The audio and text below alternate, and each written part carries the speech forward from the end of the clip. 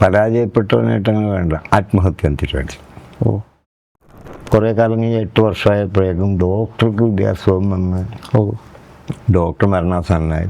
ഇത് എവിടെ നിന്നാണെന്നറിയാൻ പാടില്ലൊരു കാക്ക ഇങ്ങനെ മൂളിപ്പെടുന്ന വലിയ ഈ പല്ലെടുക്കുക ഒറ്റ പറക്കല. അപ്പോൾ എന്ന് വെച്ചാൽ ആ 2 ആഴ്ച മുമ്പാണ് എൻ്റെ ഒപ്പം 45 വർഷമായി സൗഹൃദത്തിലായിരുന്നു സുഹൃത്ത് മരിച്ചത് ആക്സിഡൻറ്റിൽ.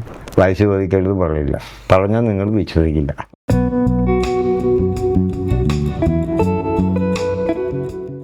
Hi hello, welcome back to fame steps. Onam special show ആയിട്ട് നമ്മുടെ കൂടെ ഒരു വിശിഷ്ട അതിഥിയുണ്ട്. 1000 അല്ല 10,000-ലേറെ തെരുവ് നാടകങ്ങളും നാടകവേദിയിൽ നിന്ന് ബിഗ് സ്ക്രീനിലെത്തി ഫാൽമി മൂവിയിൽ നമുക്ക് എല്ലാവരും ഫേവറേറ്റ് അപ്പൂപ്പനാണ് നമ്മുടെ കൂടെ ഇന്നത്തെ ഗസ്റ്റ് ആയിട്ട് എത്തിയിരിക്കുന്നത്. മീരാജി, മീനരാജ് പള്ളുരുത്തി എന്നാണ് ശരിക്കുള്ള പേര്. Welcome to show. Thank you. Yes, എന്തൊക്കെയാണ് വിശേഷങ്ങൾ? ഓണമായിട്ട് എന്തൊക്കെയാണ് വിശേഷങ്ങൾ? ഓണമായിട്ട് സാധാരണ എല്ലാ വർഷവും, ഈ വർഷം ഒഴിച്ച് എല്ലാ വർഷവും എനിക്ക് ഓണക്കാലത്ത് നാടകങ്ങൾ അവതരിപ്പിക്കാൻ പോകാറുണ്ട്. ഓക്കെ, ഈ വർഷം നാടകങ്ങൾ അവതരിപ്പിക്കാൻ പോകുന്നില്ല. എന്ത് പറ്റിയെന്ന് വെച്ചാൽ എൻ്റെ ഈ സമയം പ്രശ്നമായിട്ട് പല പ്രോഗ്രാം വന്നെങ്കിലും ഞാൻ കമ്മിറ്റ് ചെയ്തില്ല. ഓക്കെ, കാരണം നമുക്ക് വരാൻ പറ്റിയില്ലെങ്കിലും പല പടങ്ങളിലും ഡബ്ബിങ്ങും ഒക്കെ ഉള്ളതുകൊണ്ട്. Okay okay. അപ്പോൾ നാടകത്തിൽ നിന്ന് വിട്ട് ഇപ്പോൾ സിനിമാ ലോകത്തിലേക്ക് എത്തി? വിട്ടിട്ടില്ല. നാടകം കഴിഞ്ഞിട്ട് അത് എന്ന് വെച്ചാൽ നാടകമാണ് എൻ്റെ മേൽവിലാസം. അതെ, ഇപ്പം സിനിമാ താരമായി എന്നൊക്കെ പറഞ്ഞാലും നാട്ടിൽ വന്നു കഴിഞ്ഞാൽ നാടകമാണ് എൻ്റെ വിലാസം. അപ്പം നാടകത്തെ എന്ന് വെച്ചാൽ അത് വേറൊന്നുമല്ല, നാടകം നന്മയുടെ കലാരൂപമാണെന്നും നാടകക്കാരൻ നന്മയുള്ളവനായിരിക്കണമെന്നും ഉറച്ച വിശ്വാസത്തിലാണ് ഞാൻ. സത്യം പറഞ്ഞാൽ ഞാൻ നാടകക്കാരനായതല്ലോ ഇവിടെ, എൻ്റെ അമ്മ എന്നെ നാടകക്കാരനായി ആക്കി മാറ്റിയതാണ്. അമ്മയാണ് എൻ്റെ സത്യം പറഞ്ഞാൽ എൻ്റെ ഈ ഇതില്ലേ, എൻ്റെ വായന, പഠനം, മറ്റു ആക്ടിവിറ്റീസ്, ഇതിൻ്റെ എല്ലാം പ്രചോദനം അമ്മയാണ്. ഓക്കെ. അച്ഛൻ പക്ഷെ വേറെ ആരുണ്ട്. ഇതിൻ്റെ എല്ലാത്തിനും വേണ്ട സാമ്പത്തിക സപ്പോർട്ട് ഒരു മടിയും കൂടാതെ ചെയ്യും. അച്ഛൻ ലോക പിശുക്കലാണ് കേട്ടോ. പക്ഷേ ഇത് എനിക്ക് വേണ്ടി ഇതൊക്കെ ചെയ്യുന്നതിന് ഒരു മടിയും ഇല്ല. ഓക്കെ. അപ്പോൾ അങ്ങനെ അമ്മ എന്നെ എൻ്റെ ഒരു 10 വയസ്സുള്ളപ്പോഴേ, 10ാമത്തെ വയസ്സിൽ, 9 വയസ്സിൽ എൻ്റെ നാട്ടിൽ ഒരു ക്ലബിൻ്റെ വാർഷികത്തിനോട് നാടകം ഒരു ചേട്ടന്മാരെ കൂടി പഠിക്കും. അങ്ങനെ അമ്മ എന്നെ കൊണ്ടുപോയിട്ട് അവരോട് പറയുകയാണ് എൻ്റെ മകനെയും നാടകത്തിലെടുക്കണം. 10ാമത്തെ വയസ്സിൽ അരങ്ങേറ്റം അങ്ങനെ ക്ലബിൻ്റെ കൂടെ. അപ്പം അതങ്ങനെ അമ്മ പറയാൻ കാര്യമുണ്ട്. അമ്മയുടെ ആങ്ങള പഴയൊരു നാടകക്കാരനാണ്. ഓക്കെ. കുടുംബപരമായിട്ട് അമ്മയുടെ ആങ്ങള മാത്രം, വേറെ ചേട്ടോ അല്ല, ഒരാങ്ങള നാടകക്കാരനാണ്. അദ്ദേഹം PJ ആൻ്റണിയുടെയും ഗോവിന്ദൻകുട്ടിയുടെയും കൂടെ നാടകം കാലത്തിൽ വലിയൊരു നാടക ട്രൂപ്പാണ്. അത് മാത്രമല്ല, അപ്പോൾ ഈ PJ ആൻ്റണി ഗോവിന്ദൻകുട്ടിനൊക്കെ അമ്മ ഇങ്ങനെ നേരിട്ട് കാണുകയാണ്, വളരെ അടുത്ത്. അപ്പോൾ അമ്മക്ക് അന്ന് തോന്നിയത് നാടകക്കാരൻ, കലാകാരൻ മോശക്കാരനല്ല, നല്ല ആളുകളാണ്, നന്മയുള്ളവരാണ്. അതായത് നാടകത്തിൽ പോയാൽ എൻ്റെ മകൻ മോശമാവില്ല. അന്നും ഇന്നും അമ്മ പറഞ്ഞൊരു വാചകം ഉണ്ടല്ലോ. അമ്മ പറയുന്ന വാചകം നിങ്ങൾ എന്നോട് പറഞ്ഞിട്ടുണ്ട്. ഈ അവസാനം മരിക്കുന്നതിന് മുമ്പ് വേറെ ആളോട് സംസാരിക്കുമ്പോൾ ഇങ്ങനെ പറയാണ് നാടകത്തെക്കുറിച്ചൊക്കെ. നിങ്ങളൊരു കാര്യം ശ്രദ്ധിച്ചോ, കേരളത്തിലെ ഒരു ജയിലുകളിലും ഒരു നാടകക്കാരനും കള്ളനായിട്ടോ കൊലപാതകയായിട്ടോ പീഡനക്കാരനായിട്ടോ അങ്ങനെ ഒരു കേസിലും കേരളത്തിലെ ഒരു നാടകക്കാരനും കിടക്കുന്നില്ല. ശരിയാണ്. ബാക്കി എല്ലാ രാഷ്ട്രീയക്കാരുണ്ട്, സിനിമക്കാരുണ്ട്, അല്ലേ? സിനിമയിൽ ഇപ്പോൾ ഇപ്പോഴും എന്താ നാടകക്കാരനൊരാൾ പോലും ജയിലില്ല, ശിക്ഷിക്കപ്പെട്ടിട്ടില്ല. ഓക്കെ. അങ്ങനെ 10ാം ക്ലാസ്സിൽ നാടകം, 10 വയസ്സിൽ. പക്ഷെ ശരിക്കും ഒരു നാടകക്കാരനെ ഇതെപ്പോഴാണ്? അവൾ ഈ 10 വയസ്സിൽ നാടകം കളിച്ചു കഴിഞ്ഞപ്പോൾ തൊട്ടിങ്ങനെ പയ്യെ, പിന്നെ ഹൈസ്കൂളിലേക്കാണ് നമ്മൾ വരുന്നത്. ഹൈസ്കൂളിലേക്ക് വരുമ്പോൾ അവിടെ നാടക മത്സരങ്ങളുണ്ട്. അപ്പോൾ എന്തെങ്കിലുമൊക്കെ പഠിച്ച് കയറും. സമ്മാനമൊന്നും കിട്ടിയിട്ടില്ല. അത് കഴിഞ്ഞ് ഞാൻ കോളേജിലേക്ക് വരുന്നു. കൊച്ചിൻ കോളേജ്, പ്രീ ഡിഗ്രിയാണ്. കൊച്ചിൻ കോളേജ് ചെല്ലുന്നു. അപ്പോൾ അവിടെ നാടക യൂത്ത് ഫെസ്റ്റിവൽ ഉണ്ടല്ലോ, കോളേജ് ഫെസ്റ്റിവലുണ്ട്. പക്ഷെ ഞാൻ നാടകത്തിലൊന്നും ഇല്ലെന്ന്. ഞാൻ ഇങ്ങനെ ലൈബ്രറി പുസ്തകമൊക്കെ വായിച്ചിരിക്കുമ്പോൾ എൻ്റെ ഗ്രൂപ്പ്, ഞാൻ സെക്കൻഡ് ഗ്രൂപ്പാണ് പഠിച്ചത്, സെക്കൻഡ് ഗ്രൂപ്പ് മലയാളം. അപ്പോൾ സെക്കൻഡ് ഗ്രൂപ്പുകാരൊരു നാടകം അവതരിപ്പിക്കാൻ തീരുമാനിച്ചു. അവർ റിഹേഴ്സലും തുടങ്ങി. അപ്പം അന്നൊരു ജോസഫ് എന്ന ഒരു കൂട്ടുകാരുണ്ട്. അവനിങ്ങനെ എന്തിനും ആധികാരികമായിട്ട് സംസാരിക്കുന്ന ആളാണ്. ഓക്കെ. അപ്പോൾ അവൻ എന്നോട് വന്നിട്ട് ഞാൻ ലൈബ്രറി ഇരിക്കുന്നു, ഇയാൾ നമ്മുടെ ഒറ്റ ക്ലാസ്സിലല്ലേ, വെറുതെ ഇവിടെ ഒന്ന് കുത്തിയിരിക്കുന്ന നേരത്തിന് ആ റിഹേഴ്സൽ ക്യാമ്പിൽ പോവാ. ഓക്കെ. എന്നിട്ട് നമുക്കൊന്ന് ഇതൊക്കെ ഒന്ന് ചെയ്യാം. അങ്ങനെ ഞാൻ ആ റിഹേഴ്സൽ ക്യാമ്പിൽ പ്രോംപ്റ്ററായി. ഓക്കെ. പറഞ്ഞു കൊടുക്കും, വായിച്ചു കൊടുക്കുന്ന പ്രോംപ്റ്റ് ചെയ്യുന്ന ആളാണ്. ഓക്കെ.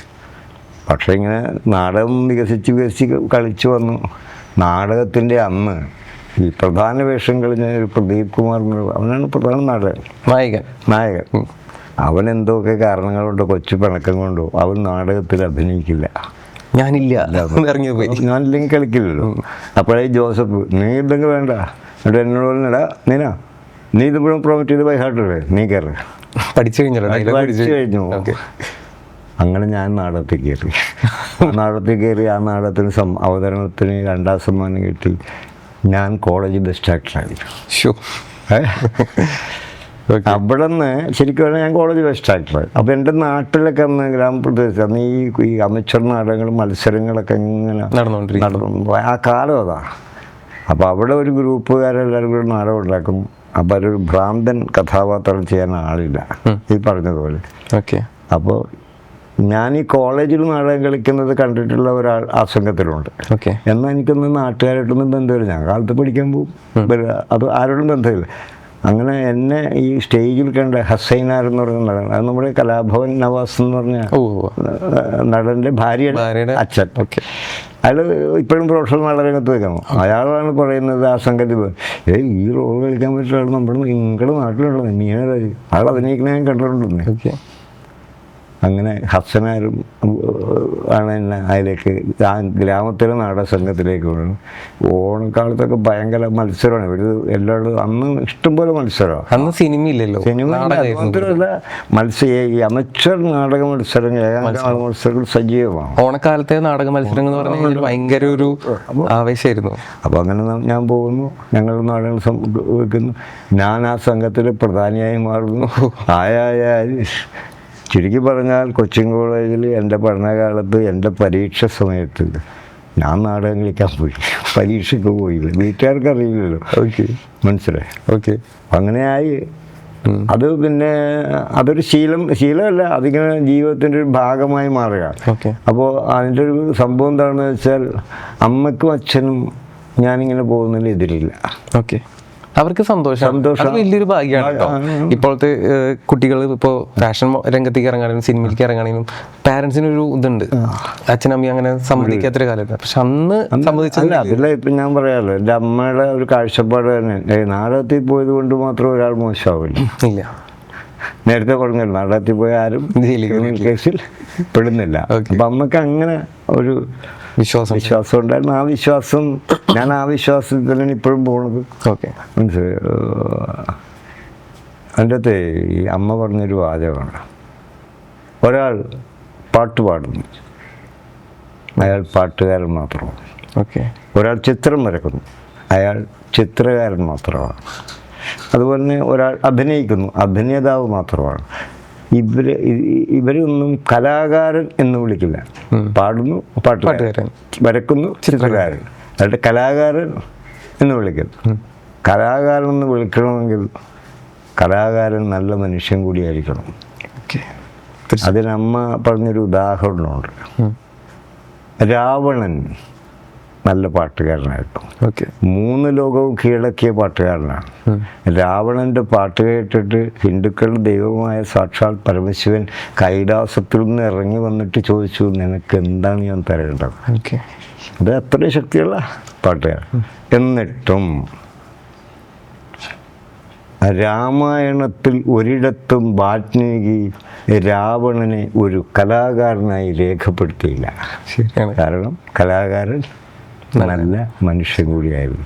അപ്പോൾ എന്നെ സംബന്ധിച്ചിടത്തോളം എനിക്കിപ്പോഴും എൻ്റെ നാട്ടിലാണെങ്കിലും വീട്ടിലാണെങ്കിലും എന്നെക്കുറിച്ച് ഒരു ബ്ലാക്ക് മാർക്കില്ല. അതാണ് വലിയൊരു കാര്യം. ബ്ലാക്ക് മാർക്കില്ല. ഒരു മനുഷ്യനായി കഴിഞ്ഞാൽ ബ്ലാക്ക് മാർക്കിലാണ്ട് പോകാന്ന് പറഞ്ഞാൽ മാത്രമല്ല, എന്നാൽ ഇത്രയും കാലമൊക്കെ നടക്കുമ്പോൾ എൻ്റെ ഭാര്യ അപമാനിക്കപ്പെട്ടിട്ടുണ്ടെങ്കിൽ ഇപ്പോഴും ഈ നാടകമൊക്കെ പോയി നടക്കുകയല്ലേ. കാരണം നാടകം വരുമാനം ഇല്ലാത്തൊരു തൊഴിലാണ്. മനസ്സിലായോ? നിന്നെ കൊണ്ട് കൊള്ളാഞ്ഞിട്ടാണ് ഞാൻ പറയുള്ളൂ. ഇപ്പോഴും നാടകം ഇപ്പോഴും അങ്ങനെ പറയും. ഇപ്പോഴും പറയുന്നുണ്ട്. അല്ല ഇപ്പോൾ പക്ഷേ സിനിമയിലേക്ക് വന്നല്ലോ. വന്നപ്പോൾ ഇതേ ആളുകൾ പറയുന്ന വാചകമെന്ന്, അവൻ ഇത്രയും കാലം നാടകത്തിൻ്റെ പുറകെയാണ്. ആ എക്സ്പീരിയൻസാണ് അവന് കിട്ടിയ ഗുണം സിനിമയിൽ. അത് അപ്പോൾ അത് ശരിക്കും പറഞ്ഞാൽ എനിക്ക് ഇപ്പോൾ ഇവരുടെ കൂടെയൊക്കെ അഭിനയിക്കാൻ പോകുമ്പോഴും എന്നെ സംബന്ധിച്ചിടത്തോളം എനിക്കൊരു ടെൻഷനൊന്നും ഉണ്ടായില്ല. സ്റ്റേജ് ഫിയർ ഇല്ല. നമ്മൾ ഓൾറെഡി 10,000-ലേറെ നാടകങ്ങൾ അവരിങ്ങനെ പറയുമ്പോൾ അത് രണ്ട് കാര്യം കൂടിയുണ്ട്. ഒന്ന്, ഇവരൊക്കെ ചെറുപ്പക്കാരായതുകൊണ്ട് എൻ്റെ മക്കളെക്കാൾ പ്രായം കുറഞ്ഞ ആളാണ് നമ്മൾ. ഇപ്പം നമുക്കൊരു ഭയമില്ല. ചിലപ്പോൾ ഒരു ഭയങ്കര സംവിധായകരൊക്കെ വന്നാൽ നമുക്കൊരു ടെൻഷൻ വന്നേക്കാം. എന്നാലും വരാൻ വഴിയില്ല. അപ്പോൾ അതുകൊണ്ട് അതല്ല, എന്താ സാറിന് വേണ്ടത്, എന്താണ് എന്നിൽ നിന്ന് പ്രതീക്ഷിക്കുന്നത്, ഈ സീനിൽ ഞാൻ എന്താ ചെയ്യണമെന്ന് പറയുമ്പോൾ അത്യാവശ്യം വായനയും പഠനമൊക്കെ ഉള്ളതുകൊണ്ട് നമുക്കത് മനസ്സിലാവും. വായനയാണ് ഏറ്റവും കൂടുതൽ ഇഷ്ടം. അതായത് ഇപ്പോൾ കോളേജിലും സ്കൂളിലൊക്കെ പഠിക്കുമല്ലോ. ഞാൻ കോളേജിലും സ്കൂളിലൊക്കെ നാടകം പഠിപ്പിക്കാൻ പോകും. സ്കൂളിലൊക്കെ ചെല്ലുമ്പോൾ ഞാൻ പറയും, മണ്ടന്മാരെ വിടരുത് കേട്ടോ. അതായത് ചില മണ്ടന്മാരെ വിടരുത്. മിനിമം ചോദിക്കുന്ന മാർക്ക് എത്ര ഉണ്ട്, അത് വേറൊന്നും കൊണ്ടല്ല കേട്ടോ. എൻ്റെ ഇതുവരെയുള്ള അനുഭവമേ, നമ്മളപ്പോൾ ഒരു കാര്യം പറയുമ്പോൾ അവർക്ക് മനസ്സിലാവും. ഈ മണ്ടന്മാരാകുമ്പോഴേ നമ്മളിപ്പോൾ ഒരു മുഹൂർത്തം പറയുമ്പോൾ ഇവന് മനസ്സിലായില്ലെങ്കിൽ പെട്ടു. അപ്പോൾ ഇതിന് ഈ പറഞ്ഞ പോലെ വായനയും പഠനവും നിരീക്ഷണവും ഒക്കെ അനിവാര്യമാണ്. അതെ. ചില ആളുകൾ ഇങ്ങനെ പൊട്ടന്മാരെ പോലെയൊക്കെ നടക്കുന്നു എന്നുണ്ടെങ്കിൽ അവനിതൊക്കെ ഉണ്ടാവേ. ഈ അക്കാഡമിക്കായ വിദ്യാഭ്യാസം കുറവായിരിക്കാം, പക്ഷെ വായന ഒരുപാട് അറിവ് നേടുന്നുണ്ടാവും. വായന തന്നെയാണ് ഒരാളുടെ വായന ചില അക്ഷരം അഗ്നിയാണ്. അതെ. അഗ്നിക്കൊരു പ്രത്യേകതയുണ്ട്. മറ്റു വസ്തുക്കളെ പോലെയല്ല. എല്ലാം ദഹിപ്പിച്ച് കളയും. അല്ല, ദഹിപ്പിച്ച് കളയല്ലേ. ഇപ്പോൾ ഒരു അഴുക്ക് പിടിച്ച സാധനം വെള്ളത്തിലിട്ട് കഴുകിയാൽ ആ വസ്തു നീറ്റായി, പക്ഷെ വെള്ളം മോശമാവും. ശരിയാണ്. അതുപോലെ വായു കൊണ്ട് ചെയ്താലും ആ വായു മലിനമാവും. അങ്ങനെ ഇതൊക്കെ അഗ്നിയുടെ പ്രത്യേകതയല്ല. മറ്റു വസ്തുക്കളെ ശുദ്ധീകരിക്കുന്നതോടൊപ്പം സ്വയം ശുദ്ധമായിരിക്കും. അഗ്നി അശുദ്ധമാവില്ല. ഓക്കെ. അതാണ് അക്ഷരം അഗ്നിയാണ്. അതെ അതെ അതെ. ഓക്കെ. ഇനിയിപ്പോൾ നമ്മൾ ഒരുപാട് വർഷം, ഇപ്പം എത്ര വയസ്സ്? 66 വയസ്സ്. 66 വയസ്സ് ചോദിക്കരുത്.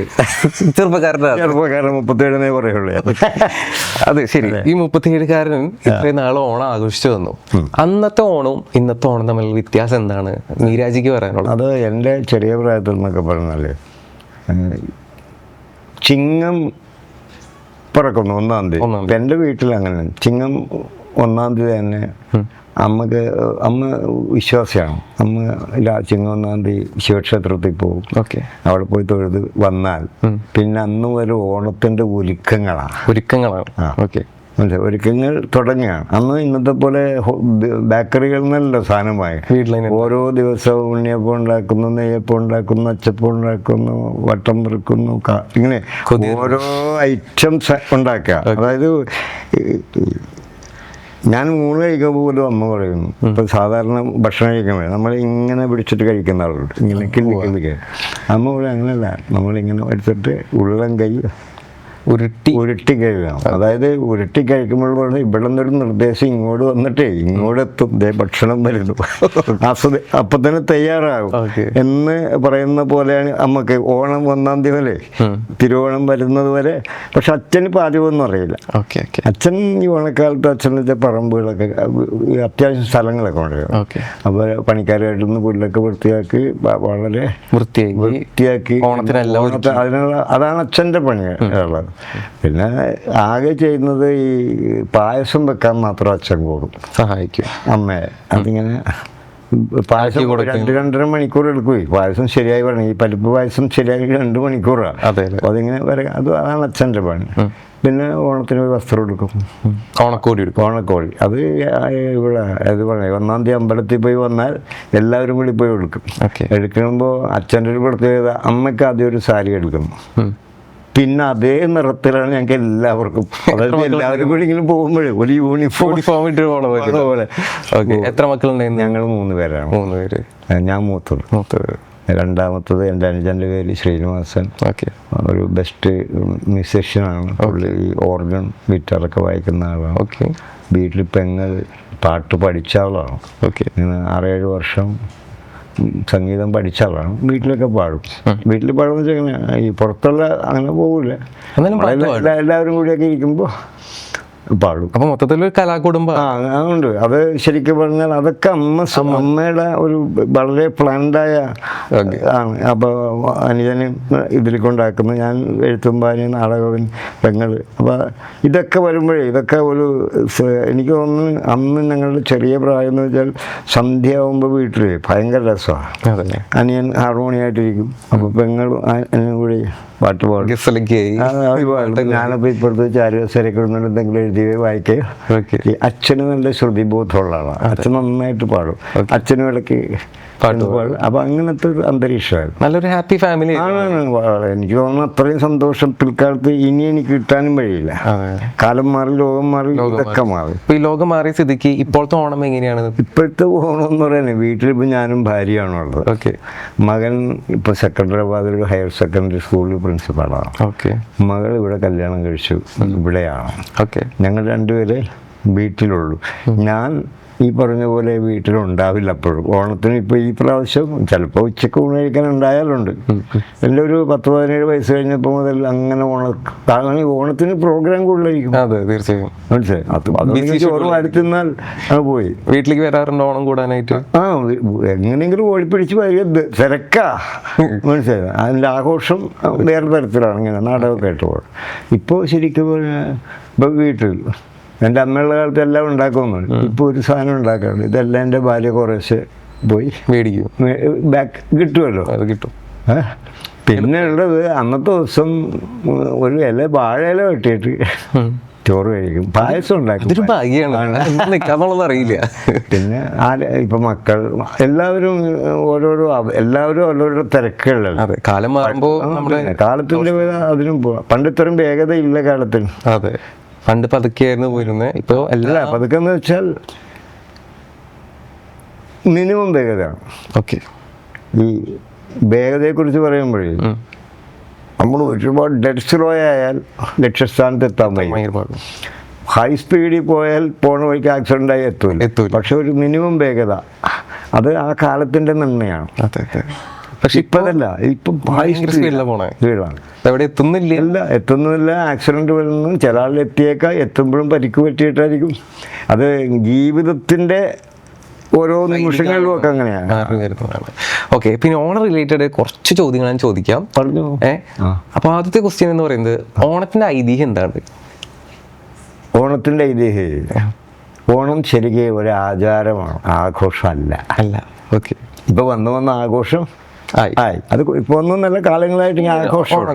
ഈ ആഘോഷത്തിന് നമ്മൾ ശരിക്കും പറയുന്നത് മഹാബലിയുമായി ബന്ധപ്പെടുത്തിയ അതൊരു തമാശയുണ്ട്. അതൊരു നുണയാണ്. നുണയാണ്. നുണയാണ്. എന്തുകൊണ്ടാണ് നുണയെന്ന് വെച്ചാൽ ഒന്ന് പരിശോധിച്ചിട്ട് പണ്ഡിതന്മാർ പറഞ്ഞിരിക്കുന്നത്, എങ്ങനെയൊക്കെ പരിശോധിച്ചിട്ടും മഹാബലി കേരളത്തിന്റെ ഭൂപടത്തിലില്ല. ഓക്കെ. മഹാബലിയുടെ ഭൂപടം എവിടെയാണെന്ന് വെച്ചാൽ ഗുജറാത്തിലാണ്. ഗുജറാത്തിലെ രാജാവാണ്. ഓക്കെ, മനസ്സിലായോ? ഓക്കെ. അപ്പോൾ ഇവിടെ ഗുജറാത്തിലെ രാജാവ് ഇവിടെ വന്ന് പൊങ്ങുമെന്ന് പറഞ്ഞാൽ, പക്ഷെ നമ്മളതിനെ സ്വീകരിക്കണമെന്ന് തന്നെ എന്തായാലും ഒരു നല്ല രാജാവ് തിരിച്ചു വരുന്നു എന്നുള്ളത് കൊണ്ട് സ്വീകരിച്ചതാണ്. യഥാർത്ഥത്തിൽ അതല്ല. ഇത് കൊയ്ത്തുത്സവമായിട്ട് ബന്ധപ്പെട്ടാണ്. ഈ ചിങ്ങമാസമൊക്കെ ആകുമ്പോഴേ കൊയ്ത് നെല്ലും സമൃദ്ധി വരുന്ന അതിൻ്റെ ഒരു സന്തോഷമാണ് ഈ ഓണക്കാലം. പിന്നെ തിരുനാവായ കടപ്പുറത്ത് അക്കാലത്ത് നാട്ടുരാജാക്കന്മാരെല്ലാവരും കൂടി ഒത്തുചേരുന്ന മഹാസമ്മേളനമുണ്ട്. അത് ഒരു ആഘോഷമാണ്. കാരണം എല്ലാ രാജാക്കന്മാരും ഉണ്ട്, അവരെല്ലാ രാജ്യത്തും എല്ലാ നാട്ടുരാജ്യങ്ങളിലും ആഘോഷമുണ്ട്. യഥാർത്ഥത്തിൽ ഒരു കെട്ടുകഥയാണ്. പക്ഷെ അതൊരു നന്മയുള്ളത് കൊണ്ട് നമുക്ക് സ്വീകരിക്കാം. അതുകൊണ്ട് എന്ന് പറയുന്നൊന്നുമില്ല. കഥ എന്ന് പറയുന്നത് അതായത് ശരിക്കും പറഞ്ഞു വരുമ്പോൾ ഒരു വിഷയമുണ്ട്. എല്ലാ കാലത്തും ഒരാൾ ഉയർന്നു വരുമ്പോൾ മറുവശത്തു നിന്ന് അയാളെ ചവിട്ടിത്താഴ്ത്താൻ ഭാവനന്മാർ എല്ലാ രംഗത്തും ഉണ്ട്. സിനിമ ലോകത്തുണ്ട്. സിനിമ അത് നമുക്കറിയില്ല കേട്ടോ. ഉണ്ടാകാതിരിക്കാം. നാടകത്തിൽ ഒരുപാട് എക്സ്പീരിയൻസ് ഉണ്ട്. ഇല്ല, നാടകത്തിൽ ഇതൊക്കെ ചവിട്ടിത്താത്തുന്ന പോലെ ചെറിയ ചെറിയ പ്രശ്നങ്ങളുണ്ട്. കാരണം ഈ ചവിട്ടിത്താത്താലും ഒരുപാടൊന്നും നേടാനില്ല. ചിലപ്പോൾ 2 ഡയലോഗ് ഉള്ളു കിട്ടും, അത്രേ ഉള്ളൂ. നാടക രംഗത്ത് അതല്ലേ ഉള്ളൂ. ചിലപ്പോൾ മറ്റേ 1000 രൂപ കൊടുക്കുമ്പോൾ ഇപ്പുറത്തേക്ക് ഒരു 1100 രൂപ കൂടുതൽ കിട്ടിയേക്കാം. അത്രേ ഉള്ളൂ. അപ്പം അതുകൊണ്ട് സിനിമാ രംഗത്തെക്കുറിച്ച് എനിക്ക് അറിയാൻ പാടില്ല. നമ്മളിപ്പോൾ ചെന്നേ ഉള്ളൂ. ചെറുപ്പക്കാരനാണ്. ചെറുപ്പക്കാരൻ മാത്രം ചെന്ന് വിട്ട സ്ഥലത്ത് എല്ലാവരും നന്നായിട്ട് പെരുമാറുന്നു. ഇപ്പോൾ ഞാൻ ചെന്ന് വിട്ട എല്ലാ സെറ്റിലും എന്നോട് ഈ അപ്പൂപ്പൻ്റെ റോള് അദ്ദേഹം കയറി പോവുമല്ലോ, അങ്ങനെയല്ല, എന്നിങ്ങനെ പ്രചോദിപ്പിക്കണം അവർ. എന്നിങ്ങനെ അതാണ് എന്നോട്. അപ്പോൾ നന്നായിട്ടുണ്ടല്ലോ. ഇപ്പോൾ ഓരോ സീക്വൻസ് കഴിയുമ്പോഴും ഒന്നൊരു ഡെലിസർ നന്നായി അതിൽ ബേസ് അപ്പോൾ കലക്കണ്ട കേട്ടോ. അങ്ങനെ ഇത്രയും എക്സ്പീരിയൻസ് ഓൾറെഡി വലിയ ടോപ്പ് മോസ്റ്റിൽ ഇഷ്ടമായ കലാകാരന്മാരാണ്. തീർച്ചയായും. അപ്പൊ അവരുടെ ഇടയിൽ ഇങ്ങനെ വർക്ക് ചെയ്യുന്നത് പുതിയ ആൾ വരും, അതൊരു കൈയടി മേടിക്കാന്ന് പറഞ്ഞാൽ വലിയൊരു കാര്യമാണ്. ഇനിയിപ്പോൾ ഓണം റിലേറ്റഡ് അടുത്തൊരു ചോദ്യം എന്ന് പറയുന്നത്, ഈ ഓണത്തിൽ 26 കൂട്ടം കറികളുണ്ട്. അത് ഏതൊക്കെയാന്ന് പറയാൻ പറ്റും? പെട്ടെന്ന് പറയണം. അങ്ങനെയൊന്നും 26 പറയില്ല. നമുക്കാകെ കാണുന്ന എൻ്റെ വീട്ടിൽ 26 കൂട്ടം വെച്ചിട്ടില്ല. ഇല്ല. കാണുന്ന അറിയാം, ഇഞ്ചി നാരങ്ങ, അങ്ങനെ ഇഞ്ചി കറി മസ്റ്റാണ്, നാരങ്ങ മസ്റ്റാണ്, ഉള്ളിക്കറി ഉണ്ടാകും, പിന്നെ അതുപോലെ പച്ചടി കിച്ചടി പോലുള്ള സാധനങ്ങൾ. 5 അങ്ങനെ അല്ല, അങ്ങനെ അത്രയൊക്കെ വെക്കാറുണ്ട്. കാണുന്നവരോ ഇതെല്ലാം എൻ്റെ അച്ഛൻ ഇച്ചിരി പിശുക്കനായതുണ്ട്. ഇതെല്ലാം കൂടി വെച്ചിട്ട് ഇതെല്ലാം അവസരം കൊണ്ടേ കളയണം. പിന്നെ പപ്പടം, വട്ടമ്പറ ഇല്ലേ, കായ വറുത്തത്, ചാർക്കുട്ടുപ്പേരി, ഉപ്പ്, പഞ്ചസാര, ഇതൊക്കെ ഇലയിൽ വിളമ്പും. പഞ്ചസാര വിളമ്പും, ഉപ്പും പഞ്ചസാരയൊക്കെ വിളമ്പും. നെയ്യുണ്ടാവും, പരിപ്പ്, സാമ്പാർ, അവിയൽ, തോരൻ എന്നൊക്കെ പറഞ്ഞുണ്ട്. ഇത് ബാക്കിയെല്ലാം ആരാ ഇതൊക്കെ ശ്രദ്ധിക്കണേന്ന്. നമ്മളത് കിട്ടുന്ന മാത്രമല്ല, ഇതൊക്കെ അങ്ങനെ എല്ലാം കൂടി വെച്ചാൽ തന്നെ കഴിക്കാൻ പറ്റില്ല. പക്ഷെ ഇതെല്ലാം വളരെ ശാസ്ത്രീയമായിട്ട് കഴിക്കുന്ന ആളുകളൊക്കെ ഉണ്ട്. തീർച്ചയായിട്ടും വളരെ നന്നായിട്ട്. അത് പതുക്കെ അവര് നമ്മൾ ഭക്ഷണം കഴിക്കാൻ ഒരു 5 മിനിറ്റ് തീർത്ത് എന്നിട്ട് പോരും. നമുക്കതാണ് വയറിറങ്ങിയ ഇല്ലേ, സുഖമായിട്ട് കിടക്കുക. പക്ഷെ അങ്ങനെയല്ല, ഇതിൽ ശാസ്ത്രീയമായിട്ട് 1/2 മണിക്കൂർ 3/4 മണിക്കൂറൊക്കെ എടുത്ത് കഴിക്കുന്ന ആൾക്കാർ, ആസ്വദിച്ച് ഈ 10 തവണ ചവച്ച് കഴിക്കുന്ന ആൾക്കാർ ഇപ്പോഴും നമ്മുടെ കൂട്ടത്തിലുണ്ട്. അങ്ങനെ കഴിക്കുന്നതാണ് പറയാ. അങ്ങനെ ചവച്ച് വെച്ചാണ് എന്റെ പല്ല് പോയത്. അതിലേക്ക് വരാം. അതിൽ അടുത്തൊരു ചോദ്യം എന്ന് പറയുന്നത്, ഈ മഹാബലി മരിച്ചിട്ടുണ്ടോ? അല്ല, ഇപ്പൊ മഹാബലി മരിച്ചിട്ടുണ്ടോ, ക്രൈസ്റ്റ് മരിച്ചിട്ടുണ്ടോ, മഹാത്മാഗാന്ധി മരിച്ചിട്ടുണ്ടോ, ഇതൊക്കെ വരും. ഇവർക്ക് മരണമില്ല. എന്തുകൊണ്ടാണെന്ന് വെച്ചാൽ, നമ്മളിപ്പോൾ അറിയാതെയാണെങ്കിൽ ക്രൈസ്റ്റിനെ കുറിച്ച് പറഞ്ഞു ഇല്ലേ, ക്രൈസ്റ്റ് ഉയർത്തെഴുന്നേക്കാം. ഇല്ലേ, ക്രൈസ്റ്റ് പറഞ്ഞു ഞാൻ മരിച്ചാൽ 3-ാം നാൾ ഉയർത്തെഴുന്നേക്കും എന്ന് പറഞ്ഞത്. അതിനെ ഞാൻ വിശ്വസിക്കുന്നത് പുള്ളി ഇങ്ങനെ കല്ലറ പൊട്ടിച്ചു കൊന്നൊന്നല്ല. ക്രൈസ്റ്റിനെ കുറിച്ച് നമ്മൾ ലോകത്തിൻ്റെ ഏത് ഭാഗത്തു നിന്നും ആരൊക്കെ സംസാരിക്കുന്നു അപ്പോഴൊക്കെ ക്രൈസ്റ്റ് ഉയർത്തെഴുന്നേച്ചു. ഗാന്ധിയെക്കുറിച്ച് പറയുമ്പോഴും ഗാന്ധി ഉയർത്തെഴുന്നേക്ക്. മഹാബലിയെക്കുറിച്ച് പറയുമ്പോഴും മഹാബലി മരിച്ചിട്ടില്ല, ചവിട്ടി താഴ്ന്നിട്ടുള്ളൂ. അതാണ്. അപ്പൊ അതുകൊണ്ട് ഉയർത്തെഴുന്നേറ്റ് വന്നുകൊണ്ടിരിക്കുന്നേ. ക്രൈസ്റ്റിനെയും പറഞ്ഞല്ലേ, ഗാന്ധിയെ വെടിവെച്ച് വന്നു, ക്രൈസ്റ്റിനെ കുറിച്ച് തെറിച്ചു വന്നു, മഹാബലിയെ. കാരണം അങ്ങനത്തെ ഒരു എൻഡ് വന്നില്ലെങ്കിൽ ഇവർക്ക് ഈ മഹത്വം ചിലപ്പോൾ ഉണ്ടാവില്ല. ശരിയാണ്. മഹാബലി വല്ല സുഖക്കേടൊക്കെ പിടിച്ച് പനിയൊക്കെ പിടിച്ചാണെന്ന് ഒരു അവസാനം അല്ലേ, എന്നാ ഈ മഹാബലിയുടെ ശരിക്കുള്ള പേരറിയൂ? മഹാബലിയുടെ പേര് എനിക്കറിയാമായിരുന്നു. മഹാബലിയുടെ പേര് മഹാബലി എന്ന് വെച്ചാൽ ഈ അവരുടെ പല ഈ എന്താണ് ഹിരണ്യധനുസ് തുടങ്ങിയ ഒരു പരമ്പരയിലാണ്. അത് വാമന്, അത് അസുരരാജാവാണ് മഹാബലി. അസുരരാജാവാണ് മഹാബലി, അസുരരാജാവാ. എനിക്ക് അതിനെക്കുറിച്ച് കൃത്യമായ ധാരണ എവിടെ ഒരു വായനകൾ ഉണ്ടായിരുന്നു. മഹാബലി ഇന്ദ്രസേനൻ എന്നാണ്. ഇന്ദ്രസേനൻ, ശരിയാണ്, ഇന്ദ്രസേനൻ. അത് പല ആൾക്കാർക്ക് അറിയില്ല, അതുകൊണ്ട് ഞാൻ ചോദിച്ചത്. ഓക്കെ, ഇനിയിപ്പോൾ ഈ പല്ല് കൊഴിഞ്ഞു പോയ കാര്യം പറഞ്ഞല്ലോ, എങ്ങനെയാണ് പല്ല് കൊഴിഞ്ഞു പോയി? പക്ഷേ പല്ല് കൊഴിഞ്ഞുകൊണ്ടാണ് സിനിമയിലേക്ക് എത്തിയിട്ടുള്ളത്. അപ്പൂപ്പനായിട്ട് ഒരു ക്യാരക്ടർ കിട്ടി. അതിപ്പോ ഇപ്പൊ പല്ലുള്ള ഒരു സിനിമയിലൊക്കെ വയസ്സന്മാർ വരണുണ്ടല്ലോ ഉണ്ട്, പക്ഷേ അതാണ് കൂടുതൽ ഹൈലൈറ്റ്.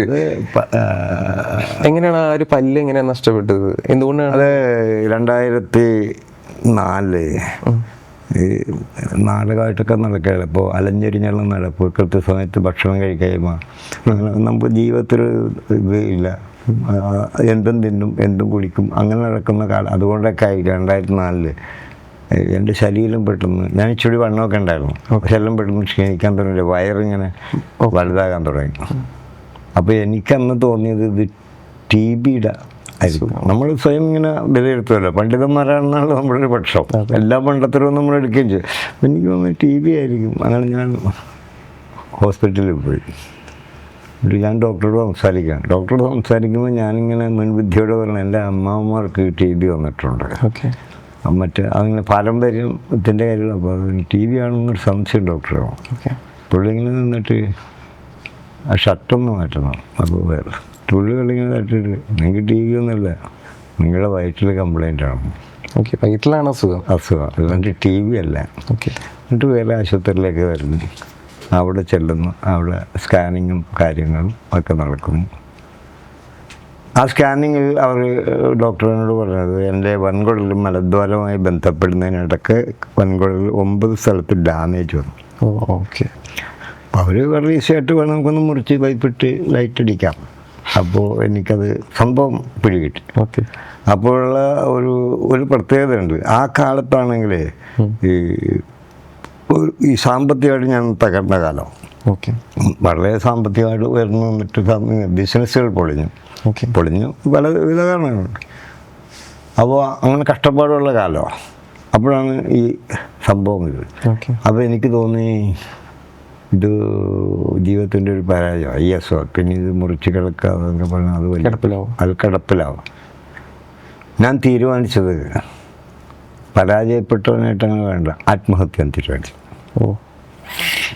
ആത്മഹത്യ ചെയ്യാൻ തീരുമാനിച്ചിട്ട് അന്ന് ഈ ടെൻഷനാണ്, കുട്ടികളൊന്നും വലുതായിട്ടുണ്ട്. ഞാൻ നേരെ നമ്മുടെ ഈ സരിത തിയേറ്ററിൻ്റെ ഇപ്പുറത്ത്, ഞാൻ അന്ന് ഇടയ്ക്കിടയ്ക്ക് വല്ലപ്പോൾ സ്മോൾ അടിക്കുന്ന ആളോ. സ്മോൾ അക്കാലത്ത് സ്മോൾ ഇടയ്ക്കിടയ്ക്കല്ല കേട്ടോ, നാടകക്കാരാണല്ലോ. ഇപ്പോഴാണ് അതൊക്കെ കുറഞ്ഞത്. അപ്പം അന്ന് അപ്പോൾ എനിക്ക് രോഗം മനസ്സിലായി. ഞാൻ നേരെ നമ്മുടെ എറണാകുളത്ത് സരിത തിയേറ്ററിൻ്റെ ഓപ്പോസിറ്റ് എന്ന ബാറുണ്ട്, അവിടെ കയറി 3 ഡബിൾ ലാർജ് അടിച്ചു. എന്ന് വെച്ചാൽ അതടിച്ചിട്ട് നേരെ ആത്മഹത്യയെക്കുറിച്ച് ആലോചിക്കുക. അപ്പോൾ ഇച്ചിരി വായനയും പഠനമൊക്കെ ഉള്ളതുകൊണ്ട് ആത്മഹത്യ എളുപ്പത്തിൽ ഏറ്റവും സുഖകരമായി ചെയ്യാവുന്ന ആത്മഹത്യ എങ്ങനെയാണെന്ന് ആലോചിക്കുക. അപ്പോൾ വായിച്ച പഠനങ്ങളെന്ന് അറിയണത് അങ്ങനെ തൂങ്ങി മരിക്കുക, അതാണ് ഏറ്റവും മരിക്കാൻ എളുപ്പം എന്നാണ്. ഞാൻ ഇങ്ങനെ കിടന്നുള്ള ആലോചിക്കണം, തൂങ്ങി മരിക്കുക. അപ്പോൾ അതെങ്ങനെയായിരിക്കും? ഞാൻ എൻ്റെ മനസ്സിലേക്ക് നാടകം വരികയാണ്, ചിത്രം. അപ്പോൾ അതെങ്ങനെയായിരിക്കും ആ യൂണിറ്റ് നാളെ ഇല്ലേ? രാത്രി കുട്ടികളും ഭാര്യയൊക്കെ ഇട്ട് കിടന്നുറങ്ങുന്നു, വെളുക്കാറാകുമ്പോൾ ഞാൻ ആരും അറിയാണ്ട് മരിക്കുന്നു. ഏതെങ്കിലും കാരണവശാൽ മൂത്രമൊഴിക്കാൻ ഏതെങ്കിലും വെളുപ്പിന് ഭാര്യ എഴുന്നേക്കുന്നു, ഇത് കാണുന്നു, കൂട്ടക്കരച്ചിൽ അല്ലേ, പലയുടെ കരച്ചിൽ, തിരിച്ചറിയില്ലാത്ത മക്കളുടെ കരച്ചിൽ, എൻ്റെ പ്രായമായ അമ്മ മരിച്ചിട്ടില്ല, എന്നെ ഒരുപാട് സ്വപ്നമാണ് അല്ലേ. അപ്പോൾ എനിക്കൊന്ന് അതൊരു നല്ല മുഹൂർത്തമല്ല, എൻ്റെ ജീവിതത്തിൻ്റെ അങ്ങനെ ആകാൻ പാടില്ല. അതല്ല പിന്നെ ആലോചിക്കുന്നത്, ഈ പുഴയിൽ ഈ വെള്ളടിച്ച് ആ മൂഡിൽ ഇങ്ങനെ ആലോചിക്കാം. പിന്നെ ഡ്രാമ ആയതുകൊണ്ട് ഇങ്ങനെ ആസ്വദിച്ചാൽ ഇങ്ങനെയൊക്കെ അതെങ്ങനെയായിരിക്കും? നമ്മൾ എവിടെന്നെങ്കിലും കാലത്ത് നിന്ന് ചാടുക, ആരെങ്കിലും കണ്ടില്ലെങ്കിൽ അറിയില്ല, ആ വഴിക്കങ്ങോട്ട് പോകും. 3-ാം ദിവസം എവിടെയെങ്കിലും നമ്മൾ പൊങ്ങുമ്പോൾ ഇപ്പോൾ ഏതെങ്കിലും കൈത്തോട്ടിലൊക്കെയാണ് പൊങ്ങണമെങ്കിൽ അവിടെ വെളുപ്പിന് വരുന്ന ആളിത് കാണുന്നിട്ട് അവരുടെ കടവിൽ നിന്ന് കുത്തിക്കട ഇല്ലേ. പിന്നെ ഈ കടയിൽ പോയിട്ട് അത് പറ്റില്ല. ട്രെയിനിന് തലവെക്കാം, ട്രെയിനിൽ വെക്കാം, അതും ദൂരെ മറിച്ചാണല്ലോ, അതിനെക്കുറിച്ച് അറിയാം. അപ്പോൾ എവിടെയെങ്കിലും അരിഞ്ഞ് കിടക്കണം, കാക്കയും കോഴിയൊക്കെ വന്നിങ്ങനെ കൊത്തും, അല്ലെങ്കിൽ അതും. പക്ഷേ ഇങ്ങനെ കിടന്ന് ഉറങ്ങിപ്പോയി ഞാൻ ആലോചിച്ചേ. എപ്പോഴും അവിടെ നിന്ന് എഴുന്നേറ്റപ്പോൾ അതായത് ആത്മഹത്യ മടിച്ചിരുന്ന് പോയി, അല്ല അതല്ല ഈ 3 രീതിയും പറ്റില്ല. പറ്റില്ല. അവിടെ നിന്ന് എനിക്ക് തോന്നുന്നില്ല, ഒന്നും തീരുമാനിക്കുന്നതിന് മുമ്പ് ഒരു കൂട്ടുകാരുണ്ട് ഹോമിയോ കാണാം. ഈ ഇംഗ്ലീഷ് ആകുമ്പോഴാണല്ലോ ഓപ്പറേഷനൊക്കെ വേണ്ടി വരും. അങ്ങനെ കൂട്ടുകാരൻ്റെ അടുത്ത് ചെല്ലുന്നു, കാര്യങ്ങളൊക്കെ കേട്ടു, സ്കാനിങ്ങിൻ്റെ റിപ്പോർട്ടൊക്കെ കൊടുത്തു. അയാൾ എന്നോട് ചോദിച്ചത് എന്താ ആഗ്രഹം. പറയാനുള്ളത്. ഇപ്പം ഇതാണ് സ്ഥിതി എന്ന് മനസ്സിലായി. ഡോക്ടർ പറഞ്ഞു കഴിഞ്ഞത് നിനക്ക് എന്താ പറയുക, ഞാനങ്ങോട്ട് പറഞ്ഞു എനിക്ക് 1.5 വർഷത്തേക്ക് കാലം വന്ന് വിളിച്ചാലും ഞാൻ വരില്ല, പോകില്ല. കാരണം എൻ്റെ കുട്ടികൾ മകളുടെ വിദ്യാഭ്യാസം പൂർത്തിയായിട്ടില്ല, മകൻ ചെറുതാണ്, മകളുടെ വിദ്യാഭ്യാസം പൂർത്തിയാക്കണം, മകളെ കല്യാണം കഴിക്കണം, അതൊക്കെ 1.5 കൊല്ലം കൊണ്ടിരിക്കും. അടുത്തത് ഞാനുള്ളപ്പോൾ തന്നെ നടക്കണം. പല ഡോക്ടർ പറഞ്ഞു ഞാൻ 8 കൊല്ലം തരാം, 8 കൊല്ലം ബോണസ് ആണ് 8 കൊല്ലം തരാം, ഞാൻ പറഞ്ഞ പോലെയൊക്കെ ചെയ്യണം. നമ്മളത് ചെയ്യാം. അതായത് പിന്നെ എനിക്ക് ഈ ഫിഷിംഗ് ബോട്ടൊക്കെ ഉണ്ടായിരുന്നതാണ്. എനിക്ക് മീൻ വലിയ കഷ്ണം വേണം. മീൻ കഴിക്കുമ്പോൾ വലിയ കഷ്ണം മീൻ വേണം. അത് എരിവെന്ന് വെച്ചാൽ ഭയങ്കര എരിവ്. അതായത് എത്ര എരിവിട്ട് വെച്ചാലും ഞാൻ ഒരു 3 പച്ചമുളക് എടുത്ത് വെക്കും. മനസ്സിലായോ? അങ്ങനെ ഇത് എരിവ്, ഉപ്പ്, ഇതെല്ലാം പോവുകയാണ്. സാധാരണ ഉപ്പിൻ്റെ സ്ഥാനത്ത് ഇന്ദുപ്പ് ഉപയോഗിക്കണം. മറ്റേ ഉണങ്ങിയ പച്ചമുളക് ഉപയോഗിക്കാൻ പറ്റില്ല. പച്ചമുളക്, കുരുമുളക് വളരെ ലേശം, മഞ്ഞളിങ്ങനെ, അതായത് പുഴുങ്ങിയെടുക്കാനേ പറ്റുള്ളൂ. അത് ചെറിയ കൊഴുവ, നന്ദൻ അതേ കഴിക്കാവൂ. അല്ലാണ്ട് ഈ വലിയ മീനൊന്നും ആഗ്രഹങ്ങളൊക്കെ മാറ്റി വെക്കേണ്ടി വരും. ആഗ്രഹങ്ങൾ മാറ്റി വെക്കണമെന്ന് വെച്ചാൽ അപ്പോഴും വലിയ പ്രശ്നമാണ്. ഇപ്പോൾ നിങ്ങൾക്ക് തൃശ്ശൂരൊക്കെ എങ്ങനെയെന്ന് അറിയില്ല, ഞങ്ങളുടെ നാട്ടിൽ ഈ ചെമ്മീൻ എന്നുള്ള സാധനമൊക്കെ ഇങ്ങനെ ഒലത്തിയെടുക്കുമല്ലോ, ഒടുക്കത്തെ മണോ പിടിച്ചേക്കെ കുറച്ച് ചോറും കൂടി കിട്ടിയാണ്. അപ്പോൾ ആദ്യത്തെ ദിവസം എനിക്കിതൊന്നും കഴിക്കാൻ പാടുള്ളൂ. അങ്ങനെ ചെന്നിനടുത്ത് ഒക്കെ വെച്ച് പിറ്റേന്ന് കാലത്ത് ചോറ് കിട്ടാനും കൂടി കിഴങ്ങി വെച്ച് എനിക്ക് കിടന്നിട്ട് ഉറക്കം വേണ്ട. ഇങ്ങനെ കഴിക്കണം എനിക്ക് ഞാൻ രാത്രി എഴുന്നേറ്റിട്ട് ഇങ്ങനെ ചട്ടി തുറക്കുമ്പോൾ എൻ്റെ അമ്മ പുറകെ വന്നേക്ക് പിടിച്ചു. അമ്മ വേണ്ട കഴിക്കണ്ടോ, സുഖമില്ലാത്തല്ലേ. ഞാൻ പോന്നു. അന്ന് വീട്ടുകാർ തീരുമാനിച്ച് എൻ്റെ മകൻ കഴിക്കാത്ത ഒരു ആഹാരം എനിക്ക് വേണ്ട, നമ്മ പ്രഖ്യാപിച്ചു. ഭാര്യ തീരുമാനിച്ച്, മക്കൾ തീരുമാനിച്ചു. അവർ എല്ലാവരും കൂടി തീരുമാനിച്ച് ഒരു 4-5 വർഷം കൊണ്ട് ആ രോഗത്തിൽ നിന്നും ഞാൻ കയറിപ്പോന്നു. അപ്പോൾ അന്നും ഒരു പ്രശ്നമെന്ന് വെച്ചാൽ ഈ ഹോമിയോ തുടങ്ങിയോണ്ട് കിടക്കേണ്ടി വന്നില്ലല്ലോ, വീട്ടിൽ തന്നെയാണ്. അതുകൊണ്ട് നാടകം നമ്മളപ്പോഴും എല്ലാ ദിവസവും നാടകത്തിന് പോകും. അന്ന് തിരക്കാം. അപ്പോൾ പോകുന്ന സമയത്ത് അതിലേക്ക് എത്ര മുമ്പേ പിന്നെ ചികിത്സിച്ച ഡോക്ടർ കുറേ കാലം 8 വർഷമായപ്പോഴേക്കും ഡോക്ടർക്ക് വിദ്യാഭ്യാസവും വന്ന് ഡോക്ടർ മരണാസന്നായി. അപ്പോൾ ഡോക്ടർ കേട്ടോ എൻ്റെ 1 രൂപ പോലും മേടിക്കാണ്ട് 8 വർഷം 2 ആഴ്ച കൂടുമ്പോൾ മരുന്ന് തരും. അപ്പോൾ അയാൾക്ക് സുഖമില്ലാണ്ടായപ്പോൾ ഞാൻ ശരിയാണ് അയാളെ കാണാനായിട്ട് പറഞ്ഞു, ഞാനിനി മരുന്ന് ഞാൻ വാങ്ങിച്ചോളാം. അപ്പോൾ അയാൾ അത് ഞാൻ തരാം, അല്ല ഞാൻ വാങ്ങിക്കാം. അങ്ങനെ സ്ലിപ്പ് തന്നു. മരുന്ന് അവിടെയുണ്ട് ഒരു 2 ആഴ്ചത്തേക്ക് മരുന്ന്. അന്നത്തെ കാലത്ത് 2600 രൂപ മരുന്നാണ്. അതായത് ഒരു മാസം ഒരു പറഞ്ഞില്ലേ 5200 രൂപയോളം മരുന്നാണ് ഈ ഡോക്ടർ എനിക്ക് ഫ്രീ ആയിട്ട് തന്നത്. ഡോക്ടർ വലിയൊരു കാര്യമാണ്. പിന്നെ അത് വലിയ. അപ്പോൾ അവിടെ ചെല്ലുന്നു. അപ്പം ഞാൻ പോകുമല്ലോ. അപ്പോൾ ഈ മരുന്ന് അവിടെ ചെന്ന് ഭാര്യയാണ് മരുന്ന് മേടിക്കുന്നത്, ഞാനിങ്ങനെ മാറിയിരിക്കുന്നു. ഭാര്യ എന്നൊക്കെ പറഞ്ഞപ്പോൾ അയാൾ അവിടെ ഫാർമസിസ്റ്റിനും സാധനമൊക്കെ കൊടുത്തിട്ട് പറയുകയാണ്, ഈ മരുന്ന് ഇങ്ങനെ 5 തുള്ളി ഒഴിക്കണം, എന്നിട്ട് അതിൻ്റെ അകത്ത് ചെറുതുള്ളി വെള്ളം ഒഴിക്കണം, എന്നിട്ട് കലക്ക് നന്നായിട്ട് കഴിക്കണം. ഭാര്യ ചോദിക്കുകയാണ്, അല്ല ഇതിങ്ങനെ ഈ വെള്ളം കൂട്ടി കഴിക്കണം നിർബന്ധമുണ്ടോ? വെള്ളം ചേർത്തില്ലേ, വെള്ളം ചേർക്കണം, അത് ഭയങ്കര പവർഫുൾ മരുന്നാണിത്. അപ്പോഴാണ് പറഞ്ഞത് എൻ്റെ ഭർത്താവ് 3-4 വർഷമായിട്ട് ഇത് വെള്ളം ചേർക്കാൻ വെള്ളം വേറൊന്നുമല്ല. നമ്മൾ ഈ നാടകത്തിന് പോകണില്ല, അവിടെ വെള്ളം തിരക്കാൻ നേരിടാ, നമുക്ക് വേറെ ഒന്നും തോന്നണമില്ല. ചിലപ്പോൾ എനിക്ക് തോന്നുന്നു അതായിരിക്കും എൻ്റെ രോഗം മാറ്റി ഹൈ ഡോസിൽ ഉണ്ടാകും. അപ്പോൾ എന്ത് പറ്റിയെന്ന് ഇതുപോലെ ഭർത്താവ് ഇങ്ങനെ കഴിക്കണം, അത് ജീവിച്ചിരിപ്പുണ്ടോന്ന് യായിരിക്കുന്ന അപ്പോഴാണ് പഠിച്ച് ഇതൊക്കെ കാര്യം കേട്ട് അയാൾ പറയാണ്, നിങ്ങൾക്ക് ഇതിൻ്റെ ഒരു ആഫ്റ്റർ എഫക്റ്റ് വരും, ഒന്നുകിൽ പല്ലിനോ അല്ലെങ്കിൽ എല്ലിനോ കയലാറ് പറ്റുമെന്ന് പറയും. എനിക്ക് തോന്നുന്നു അത് പറഞ്ഞു കഴിഞ്ഞാൽ എൻ്റെ ഒരു മാസം കഴിഞ്ഞപ്പോട്ട് ഓരോ പല്ല് ഇങ്ങനെ പയ്യെ ഇടകി പോരാൻ തുടങ്ങി. ഈ ഒരു പല്ലും ഡെന്റിസ്റ്റ് പറിച്ചതല്ല, എല്ലാം തന്നെ കുഴിഞ്ഞു പോയി. അപ്പോൾ അതാണ് പല്ലിൻ്റെ സംഭവം.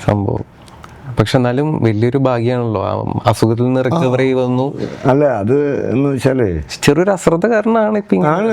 അല്ല ഞാൻ മറ്റൊരു കാര്യം പറയുന്നത് അറിയാമോ, ഏത് രോഗത്തെയും നേരിടാൻ നമുക്ക് ആദ്യം ഒരു തോക്കാൻ മനസ്സില്ലെന്ന് നമുക്കൊരു മനസ്സിലായി.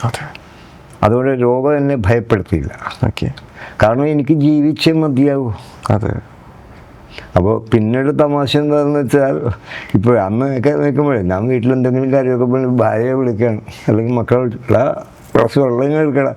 അപ്പോൾ അവൻ അങ്ങോട്ട് പോയി എടുത്ത് കുടിക്കാൻ പാടില്ലേ എന്ന് പറയും. അപ്പം ഞാനും തമാശക്ക് എടാ ഒരു ക്യാൻസർ രോഗിയാണേ. അതായത് ഈ രോഗം ഒരു കോമഡി പോലെ, അതായത് അതൊരു സമ്മർദ്ദം ഉണ്ടാക്കില്ലേ വീട്ടിൽ. അത് ആസ്വദിച്ചു. അത് തന്നെയാണ് ഇതിൻ്റെ ഒരു പോസിറ്റീവ് സൈഡ്. ഇനിയിപ്പോൾ പല ആൾക്കാരും അസുഖം ആയത് കഴിഞ്ഞാൽ ഓൾറെഡി മെന്റലി ഡൗൺ ആണ്. പിന്നെ അതെ, നമുക്ക് അല്ല അതിനെ അതിജീവിച്ച് കഴിഞ്ഞാൽ നമ്മൾ സ്ട്രോങ് വിൽ പവർ ഉണ്ടെങ്കിൽ സെറ്റ് ആവും എന്നുള്ളത് തെളിവാണ്. പക്ഷെ ഡോക്ടർ പറഞ്ഞതുപോലെ തന്നെ കഴിക്കണം, അല്ലാതെ നമ്മൾ എളുപ്പത്തിൽ കാര്യം ചെയ്ത് കഴിഞ്ഞാൽ ഇങ്ങനത്തെ അല്ലെങ്കിൽ വേറെ കാര്യമുള്ളൂ. പല്ല് പോവും. ഇത് എല്ലിനായിരുന്നെങ്കിലോ കിടപ്പായി. ഓക്കെ. പക്ഷെ എന്നാലും ഈ പല്ല് പോയതിനു ശേഷം ഒരു വെപ്പ് പല്ല് വെക്കുക എന്നുള്ളത് ഒരു പരിപാടി ഉണ്ടല്ലോ. പല്ലിന്റെ കഥ പറഞ്ഞാൽ തീരുമില്ല. ഒരു കഥ അതായത് ഈ പല്ല് വെക്കുന്നു. അത് പല്ല് വെക്കുമ്പോഴുള്ള എൻ്റെ ഒരു പ്രശ്നം എന്ന് വെച്ചാൽ, ഈ പല്ല് വെച്ചിട്ട് നമ്മൾ എന്തെങ്കിലും ഭക്ഷണം കഴിക്കുമ്പോൾ രുചി കിട്ടില്ല. ഇപ്പൊ മുകളിൽ ഇങ്ങനെ ഒരു കവറിങ് വരുമല്ലോ, നാക്കും അപ്പോൾ ഇതുമായിട്ടും കിട്ടുന്നില്ല. അപ്പൊ അതുകൊണ്ട് പലപ്പോഴും എനിക്കതൊരു അസ്വസ്ഥത ഉണ്ടായിരുന്നു. പല്ലിനെ ഞാൻ സ്വീകരിച്ചായിരുന്നില്ല. പിന്നെ പല്ല് എന്ന് പറഞ്ഞില്ലേ, പല്ല് നാടകം അഭിനയിക്കാനൊക്കെ പോകുമ്പോഴേ, പ്രത്യേകിച്ച് ഭക്ഷണം കഴിക്കാനൊക്കെ വിളിക്കുമ്പോൾ ഇതെവിടെയെങ്കിലും ഊരി വെക്കും, എടുക്കാറില്ല. അങ്ങനെ പല്ല് മറന്നുപോയ കഥകൾ ഒരുപാടുണ്ട്. പല്ല് മറന്നുപോയ കഥകൾ എന്ന് വെച്ചാൽ മറന്നുപോകും നമ്മളല്ല. പിന്നെ ആരെങ്കിലും ശിഷ്യന്മാരൊക്കെ ഉണ്ടെങ്കിൽ പക്ഷെ പലപ്പോഴും അവിടെ നിന്ന് തന്നെ ശിഷ്യന്മാരെ അവർ കണ്ടുപിടിക്കും. മാഷിൻ്റെ പല്ലെവിടെ നോക്കിയിടവേ എന്ന് പറയുമ്പോൾ അവരെവിടെന്നെങ്കിൽ നോക്കിക്കൊണ്ടു തരുമായിരുന്നു. പക്ഷെ ഒരു തവണ ഞങ്ങൾ 2 പേര് കളിക്കുന്നൊരു നാടകമുണ്ട്, മത്തായിയുടെ മരണം. ആ നാടകം കളിക്കാൻ പോയി. നാടകം കഴിഞ്ഞ് പോരുന്ന വഴി പല്ലെടുക്കാൻ മറന്നുപോയി. ഞാൻ ഓർത്തില്ല, വീട്ടിൽ വന്നപ്പോഴാണ് പല്ലെടുത്തില്ല എന്ന് മനസ്സിലാണ്. ഭാര്യ ഇങ്ങനെ നിങ്ങളുടെ പല്ലെവിടെ പല്ല്, ഞാനപ്പോഴ പല്ലെവിടെ വെച്ച്, നിന്റെ മനുഷ്യന് നിങ്ങൾ എന്തിനാണ് ഈ പല്ലൊക്കെ വെച്ച് മറന്നു പോകണമെന്ന് പറഞ്ഞാൽ എന്തൊരു കാര്യമാണ്. ഞാൻ പറഞ്ഞ് മറന്നുപോയി, ഇനിയിപ്പോൾ പല്ലില്ലാണ്ട് ഇരിക്കാൻ പറ്റുമെങ്കിൽ ഇരിക്കാം, അല്ലെങ്കിൽ പല്ലൊക്കെ വേറെ വെക്കാം എന്നൊക്കെ പറഞ്ഞ് ഓട്ടോമാറ്റിക്കൊക്കെ പറഞ്ഞു. 2 ദിവസം കഴിഞ്ഞപ്പോൾ ഞങ്ങൾ ഉദയംപേരൂടെ എന്ന സ്ഥലത്താണ് നാടകം കളിക്കാൻ പോയത്. അവിടെ നിന്നൊരു വിളി, മാഷേ നമ്മൾ എന്താണ് ഒരു അയാൾ മരിച്ചു പോയിപ്പോൾ, അയാളാണ് സുരേഷ്, അയാളെ വിളിക്കണം. മാഷേ വളരെ അടുപ്പൊക്കെ ഉള്ളതാണ്. മാഷ് നാടകം കഴിഞ്ഞ് പോയിട്ട് ഞങ്ങൾക്ക് ഇവിടെ നമ്മുടെ ക്ലബ്ബുകാർക്ക് എല്ലാവർക്കും ഭയങ്കര മനപ്രയാസം, ഗംഭീര പെർഫോമൻസ് ആയിരുന്നു, മാഷിന് സ്പെഷ്യൽ ഉപഹാരം തരണം എന്നൊക്കെ ഞങ്ങൾ ആഗ്രഹിച്ച് മാഷ് ധൃതി പിടിച്ച് പോയി. അതുകൊണ്ട് പറ്റിയില്ല. ഇപ്പം എല്ലാവരും കൂടി തീരുമാനിക്കുന്ന ഒരു ഉപഹാരം മാഷിന് പ്രത്യേകിച്ച് കൊടുക്കണം. അപ്പം ഞാൻ പറഞ്ഞേ അത് വേണ്ടെന്ന്, ഇങ്ങനെ ന്യായമായ പൈസ വന്നു, ഇനി അതിൽ മാത്രം എന്ത് ഉപഹാരം. അതുകൊണ്ട് അവർ നിർബന്ധിച്ചില്ല, ഉപഹാരം വഴി മാഷ് പറഞ്ഞു. അപ്പം എനിക്ക് വരാൻ നിവൃത്തിയില്ല. നിങ്ങളൊരു കാര്യം ചെയ്യ്, നിങ്ങളുടെ യാത്ര വൈറ്റിലൊരു ഹബ്ബിൽ ഒരു ഹോട്ടലുണ്ട്, ആ ഹോട്ടലിൽ കൊടുത്തേക്കാം, എന്നാൽ അങ്ങനെ ചെയ്യാം മാഷേ ഞാൻ തീരുമാനിച്ചു. അപ്പോൾ ഒരു ഗമക്ക് വേണ്ടി വല്ല വീട്ടിൽ മക്കളും ഭാര്യയൊക്കെ ഇരിക്കുമ്പോൾ ഞങ്ങൾ പറയാം, ഞങ്ങളുടെ നാടകക്കാലം ചെറിയ ആളൊന്നുമല്ല, ഞങ്ങൾ പോകുന്നില്ല. പിന്നെ ഉപഹാരങ്ങളുടെ തേടി വരുന്നു. അപ്പോൾ വീട്ടിലെന്ന് വെച്ചാൽ ഇതുപോലെ നാടകത്തിനൊക്കെ പോകുമ്പോൾ എന്തെങ്കിലും ഉപഹാരങ്ങളൊക്കെ കിട്ടും. 2 മക്കളാണ് ഞാൻ പറഞ്ഞത്. 2 പേരും എൻ്റെ ഉപഹാരങ്ങൾക്ക് വേണ്ടി മത്സരമാണ്. എനിക്ക് വേണം. അപ്പോൾ മൂത്ത മോളുണ്ട്, ഇച്ചിരി നിർബന്ധ ബുദ്ധിക്കാൻ എങ്ങനെ പിടിച്ചു മേടിക്കും. ഇളയവൻ ഇച്ചിരി പാവമാണ്, അവൻ സാധനം വിട്ടു കൊടുക്കേണ്ടി വരും. അത് അയാളുടെയാണ്. ഇത് ഉപഹാരം എന്ന് പറഞ്ഞപ്പോൾ പിന്നെ തർക്കം തുടങ്ങി. മകളുടെ കല്യാണമൊക്കെ കഴിഞ്ഞിട്ടുണ്ട്. തർക്കം മുതപ്പോൾ മരുമോൻ രതീഷ് കുമാർ, പുള്ളി സിനിമാ രംഗത്തൊക്കെ വർക്ക് ചെയ്യുന്ന ആളാണ്, ഡയറക്ടറാണ്. അപ്പോൾ അദ്ദേഹം അവൻ പറയും, രതീഷ് തർക്കിക്കല്ലേ, ആദ്യം ഉപഹാരം കിട്ടിയിട്ടില്ല, എന്നിട്ട് നിനക്ക് പറ്റുന്നതാണ് നിനക്ക്, അല്ലെങ്കിൽ അവന് കൊടുക്കുക. അങ്ങനെ ഞാൻ ചെല്ലുമ്പോൾ നല്ല പ്രസൻറ്റേഷൻ പേപ്പർ ഇതൊക്കെ ഇട്ട് പോയി മനോഹരമായ ഗിഫ്റ്റ്. ഞാനതൊക്കെ പിടിച്ച് വീട്ടിൽ വന്നപ്പോൾ ഇതിന് അടി തുടങ്ങി. മരുമോൻ നിൽക്കുമെന്ന് പറഞ്ഞാൽ അതൊന്നും വേണ്ട, നോക്കട്ടെ ഇപ്പോഴൊക്കെ ഞാൻ മോനെ വല്ല ദിശ നീ ഒന്ന് പൊളിക്കണം. അപ്പം ഞാനിങ്ങനെ ഇരിക്കുന്നത് ഭയങ്കര ഉപഹാരം വാരിലിരിക്കുന്നു എല്ലാവരും. ഇവനിങ്ങനെ പൊളിച്ച് വന്ന് ഏറ്റവും അവസാനം മുന്നിൽ നിന്നിട്ട് ഇവൻ ചിരിച്ചിട്ടിങ്ങനെ മലന്നു പോയി. അല്ല അപ്പം അവൻ്റെ പറഞ്ഞ് ആർക്ക് വേണമെങ്കിലും എടുത്തോന്നു. അപ്പോൾ മകൻ ഞാനെടുക്കും എന്നും പറഞ്ഞ് വന്ന് അവനിങ്ങനെ നോക്കിയിട്ട് അവനും ചിരിക്കണേ. അപ്പോൾ എനിക്ക് എന്താണ് ഇരിക്കുന്നത്. അപ്പോൾ അവനിങ്ങനെ എടുത്തിട്ട് എനിക്ക് വേണ്ട ചേച്ചി എടുത്തോ, ചേച്ചിക്കാകുമ്പോൾ ഇണങ്ങും. അവസാനം ചെന്ന് നോക്കുമ്പോൾ സ്ഥിതി എന്താണെന്ന് വെച്ചാൽ എൻ്റെ നഷ്ടപ്പെട്ടു പോയ 2 പല്ലുകളും അതിൻ്റെ അകത്തെ ഒരു പഴത്തിൻ്റെ മീതെ അപ്പുറത്തും ഇപ്പുറത്തും ഇങ്ങനെ കടിച്ചു പിടിച്ചോണ്ടിരിക്കുകയാണ്. ഓക്കെ. അപ്പോൾ അങ്ങനെ പല്ല് എനിക്ക് തിരിച്ചു കിട്ടി. പക്ഷെ ആ പല്ല് പിന്നീട് ഒരു ദിവസം കാക്ക കൂത്തി കൊണ്ടുപോയി. കാക്ക പല്ല് ചോദിച്ചിട്ട് ഞാനിങ്ങനെ വെക്കുമ്പോഴേ പല്ല് അത് വെള്ളത്തിലിടണം. പല്ലിങ്ങനെ തേച്ചിട്ട് ഞാനിങ്ങനെ മഗ്ഗിൻ്റെ അകത്താണ് ഒരു പാത്രമുണ്ട്, പാത്രത്തിൽ നിന്ന് ഇങ്ങനെ വെക്കുന്നത് അരമതല്ല. ഈ പാത്രത്തിൽ ഇങ്ങനെ വേറെ ലോകത്താണ് ഇതേക്കുക. ഈ സമയത്ത് എവിടെ നിന്നാണെന്നറിയാൻ പാടില്ലൊരു കാക്ക ഇങ്ങനെ മൂളിപ്പെടുന്ന പല്ല് പറയുക, ഈ പല്ലെടുക്കുക, ഒറ്റ പറക്കല. ഞാനിങ്ങനെ നോക്കി നിൽക്കുമ്പോഴേ എല്ലാം ഞാൻ സഹിച്ചോട്ടാ. കാക്ക കൊണ്ടുപോയി എനിക്ക് വീട്ടിൽ കാക്ക പോയിട്ട് കാക്ക തിരിഞ്ഞിട്ട് ഓട്ടം നോക്കി അറ്റൊക്കെ വാങ്ങടേ എന്നുള്ള. ഞാൻ നോക്കുമ്പോൾ ആ കാക്ക പറന്നുകൊണ്ടേയിരിക്കുക. എനിക്ക് ഭ്രാന്തായി. ഞാൻ അതിന് ഇത് കൂടി കൊണ്ടുവന്നു ഒറ്റ അതറിയും. ആ കാക്ക ഇപ്പോഴും പറക്കൽ നിർത്തിയില്ലെന്നാണ് എനിക്ക് തോന്നുന്നത്. പെൻസിൽവാലിയിൽ ഉണ്ടെന്നൊരു വാർത്ത എനിക്ക് കിട്ടിയിട്ടുണ്ട്. അതാണ് അവിടെ ഉണ്ടോ? പെൻസിൽവാലിയിലുണ്ടോ? ഉണ്ടാകണം. അവിടെ ആ കാക്ക അവിടെ ഉണ്ട്. ഒരു കാക്ക പല്ലും കുത്തിക്കൊണ്ട് അവിടെ നടപ്പുണ്ടെന്ന് പറഞ്ഞു. ഓക്കെ. അതിനുശേഷം പിന്നെ പല്ല് വെച്ചിട്ടില്ല. പിന്നെ ഇന്ന് ഇങ്ങനെ തന്നെയാണ്. അപ്പോൾ ഇത് ഞാൻ ആസ്വദിക്കേണ്ടി പോയി. എനിക്കിത് വേറെ പ്രശ്നമൊന്നുമില്ല. കാരണം ഭക്ഷണം കഴിക്കാനൊന്നും പ്രശ്നമൊന്നുമില്ല. അപ്പോൾ ചോദിക്കുമ്പോൾ അല്ല ബീഫ് ഡ്രൈ ഒക്കെ എങ്ങനെ കഴിക്കും? അതൊരു കഷ്ണം തന്നു നോക്കാം, അപ്പോൾ മനസ്സിലാവും. ഇത് ഞാൻ തരുന്നത്. പക്ഷെ എന്നാലും ഇത് എൻജോയ് ചെയ്ത് പോകുന്നല്ലോ, അത് വലിയൊരു കാര്യമാണ്. നമ്മുടെ ലൈഫിൽ ഓരോ നെഗറ്റിവിറ്റി നമ്മളിങ്ങനെ പോസിറ്റീവ് ആക്കി അത് എൻജോയ് ചെയ്ത് പോകുന്നതാണ് നമ്മുടെ ലൈഫിലെ ഏറ്റവും വലിയ സക്സസ് എന്ന് ഞാൻ വിശ്വസിക്കുന്നു. ശരിയല്ലേ? ഓക്കെ. ഇനിയിപ്പോ നമ്മൾ ഈ പേരിലോട്ട് വരുമ്പോ മീനരാജ്, ഈ മീനരാജ് എന്ന് പറയുമ്പോൾ അത് ഭയങ്കര യൂണീക്ക് ആയിട്ടുള്ള പേരാണ്. പുരുഷന്മാർ ഞാൻ അദ്ദേഹമായിട്ട് മീരാജിയായിട്ട് പരിചയം എന്ന് പറയുന്നത് സെറ്റിൽ വെച്ചിട്ടാണ്. അവിടെ മീനരാജ് ഇതാരെ, ഇത് വാട്സപ്പിലൊക്കെ മീനരാജ് ഇതാരെ എനിക്ക് മനസ്സിലാകുന്നില്ല. നമ്മൾ ഈ ഫാമിലിയിലത്തെ അപ്പൂപ്പൻ എന്നാണ് നമുക്ക് അറിയുള്ളൂ. എങ്ങനെയാണ് ഈ പേര്? അമ്മ ഇട്ട പേരാണെന്ന് പറഞ്ഞു. അത് ഈ പേര് കൊണ്ട് എവിടെയെങ്കിലും ഒരു കളിയാക്കൽ ഏറ്റുവാങ്ങിയിട്ടുണ്ട്? ആദ്യകാലത്തൊക്കെ പേര് ഞാനൊരു പൊതുവേ ഇങ്ങനെ ഒരു പതുങ്ങിയ സ്വഭാവക്കാരനാണ്. ഒരു ഷൈ ആയിരുന്നു. ഒതുങ്ങി നിൽക്കുള്ളൂ. ശരിക്കും എനിക്ക് തോന്നുന്നില്ല. അല്ല ആ കാലത്ത് വെച്ചാൽ അങ്ങനെയാണ്. കാരണം അച്ഛൻ്റെ അമ്മയുടെ ഓമനപുത്രൻ പഠിച്ച് എന്തെങ്കിലുമൊക്കെ ആകണം. ഞാൻ നല്ല പുസ്തകപ്പുഴുവായ ആളാണ്. അധികം ആരോടൊന്നും ബന്ധമില്ല. അപ്പോൾ ഈ പേര് അമ്മ ശരിക്ക് പറഞ്ഞാൽ മീനരാജല്ല കേട്ടോ. മീനരാജ്. അത് എൻ്റെ അമ്മ ഞാൻ നേരത്തെ പറഞ്ഞല്ലോ, പഴയ 10ാം ക്ലാസ്സുകാരത്തി ആയിരുന്നതുകൊണ്ട് ഭാഷാ സാഹിത്യം ഇപ്പോഴും ഇപ്പോൾ വീട്ടിൽ പോലും ഞാൻ സംസാരിക്കുമ്പോൾ എൻ്റെ മക്കൾ സംസാരിക്കുമ്പോൾ നല്ല ശുദ്ധമായിട്ട് സംസാരിക്കും. അത് കാരണം അമ്മ ഇങ്ങനെ ഉണ്ടാവും, നോക്കിയിരിക്കും.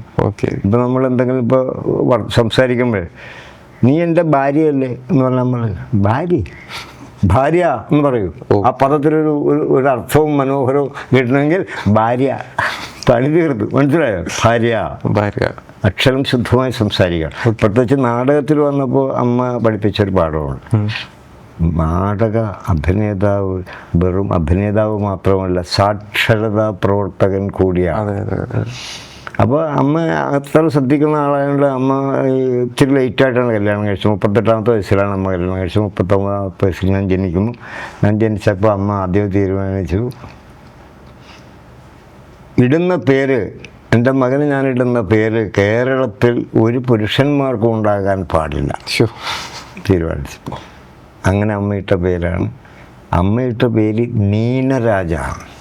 മീനമാസത്തിലാണ് ഞാൻ ജനിച്ചത്. അങ്ങനെയാണ്. മീനമാസത്തിൻ്റെ രാജൻ. അതാണ്. അപ്പോൾ അർത്ഥമുള്ള പേരാ. അതെ, തീർച്ചയായിട്ടും. പക്ഷേ സംഭവം എന്ത് പറ്റിയെന്ന് വെച്ചാൽ പിന്നെ സുഹൃത്തുക്കളും ഒക്കെ വിളിച്ച് നീനാരാജ് മീന ഇപ്പൊ പലരും മീന വിളിക്കണം. മീന എൻ്റെ ഫോൺ നമ്പറൊക്കെ തന്നെ പലരും മീന നമ്പർ ഇടും.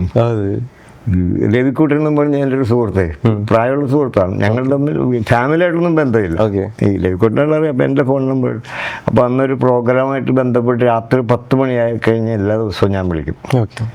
കാരണം ഒരു മാസത്തെ പ്രോഗ്രാം അയാളുടെ നേരത്തെ നടക്കണം. അപ്പോൾ ഞാൻ എല്ലാം 10 മണിയാകുമ്പോൾ ഞാൻ 10 മണി കഴിയുമ്പോഴേ വിളിക്കാം.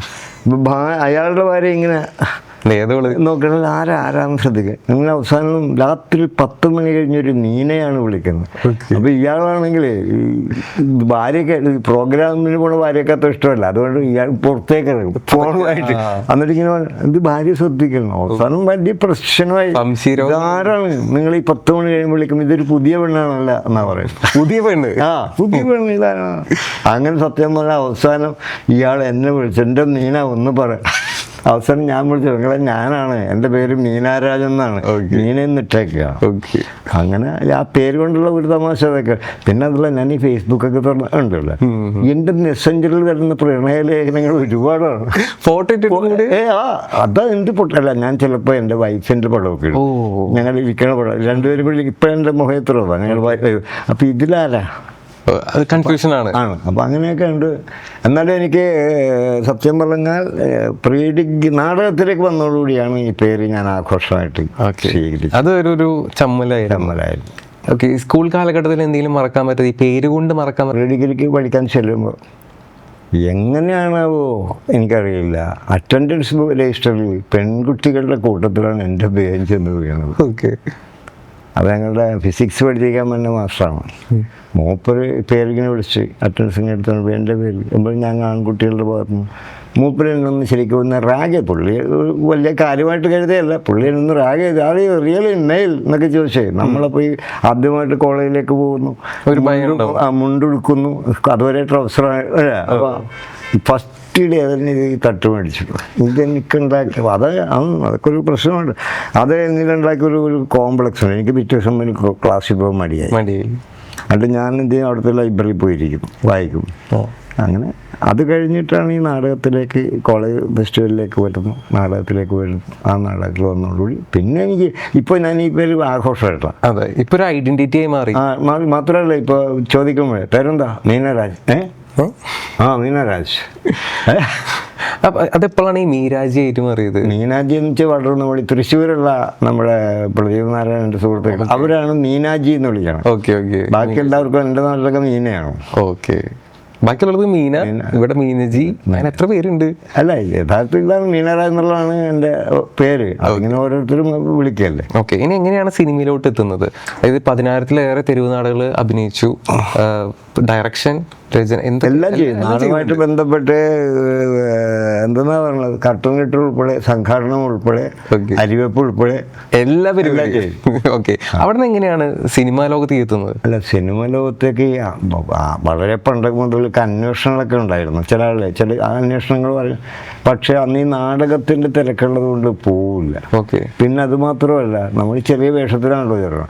നമ്മൾ നാടകത്തിൻ്റെ തിരക്കിൽ അവിടെ ചെന്ന് കഴിയുമ്പോൾ രാവിലെ നമ്മളോട് ചെല്ലാൻ പറയും. അപ്പം വന്നിട്ട് നമ്മളിങ്ങനെ വൈകുന്നേരം വരെ നമ്മൾ കാത്തിരിക്കുക.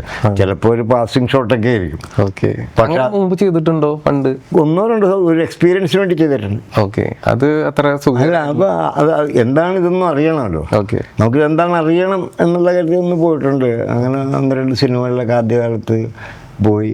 പിന്നെ അതിന് ശ്രദ്ധിച്ചില്ല. ഓക്കെ, നാടകം തന്നെ മതി. നാടകം ഒന്ന് നിരന്തരം നാടകമാണ്. നമുക്ക് ഒഴിവില്ല. 1-ാം തീയതി ആലപ്പുഴ, 2-ാം തീയതി കോട്ടയം, 3-ാം തീയതി തൃശ്ശൂർ, ഇങ്ങനെ നാടകം. അപ്പോൾ അതുകൊണ്ട് നാടകത്തിനുള്ള നമ്മുടെ ഇതിനോട് നമുക്ക് അഭിനിവേശമുണ്ടല്ലോ. അപ്പം അങ്ങനെ നാടകത്തിൻ്റെ പുറകെ തന്നെയായിരുന്നു.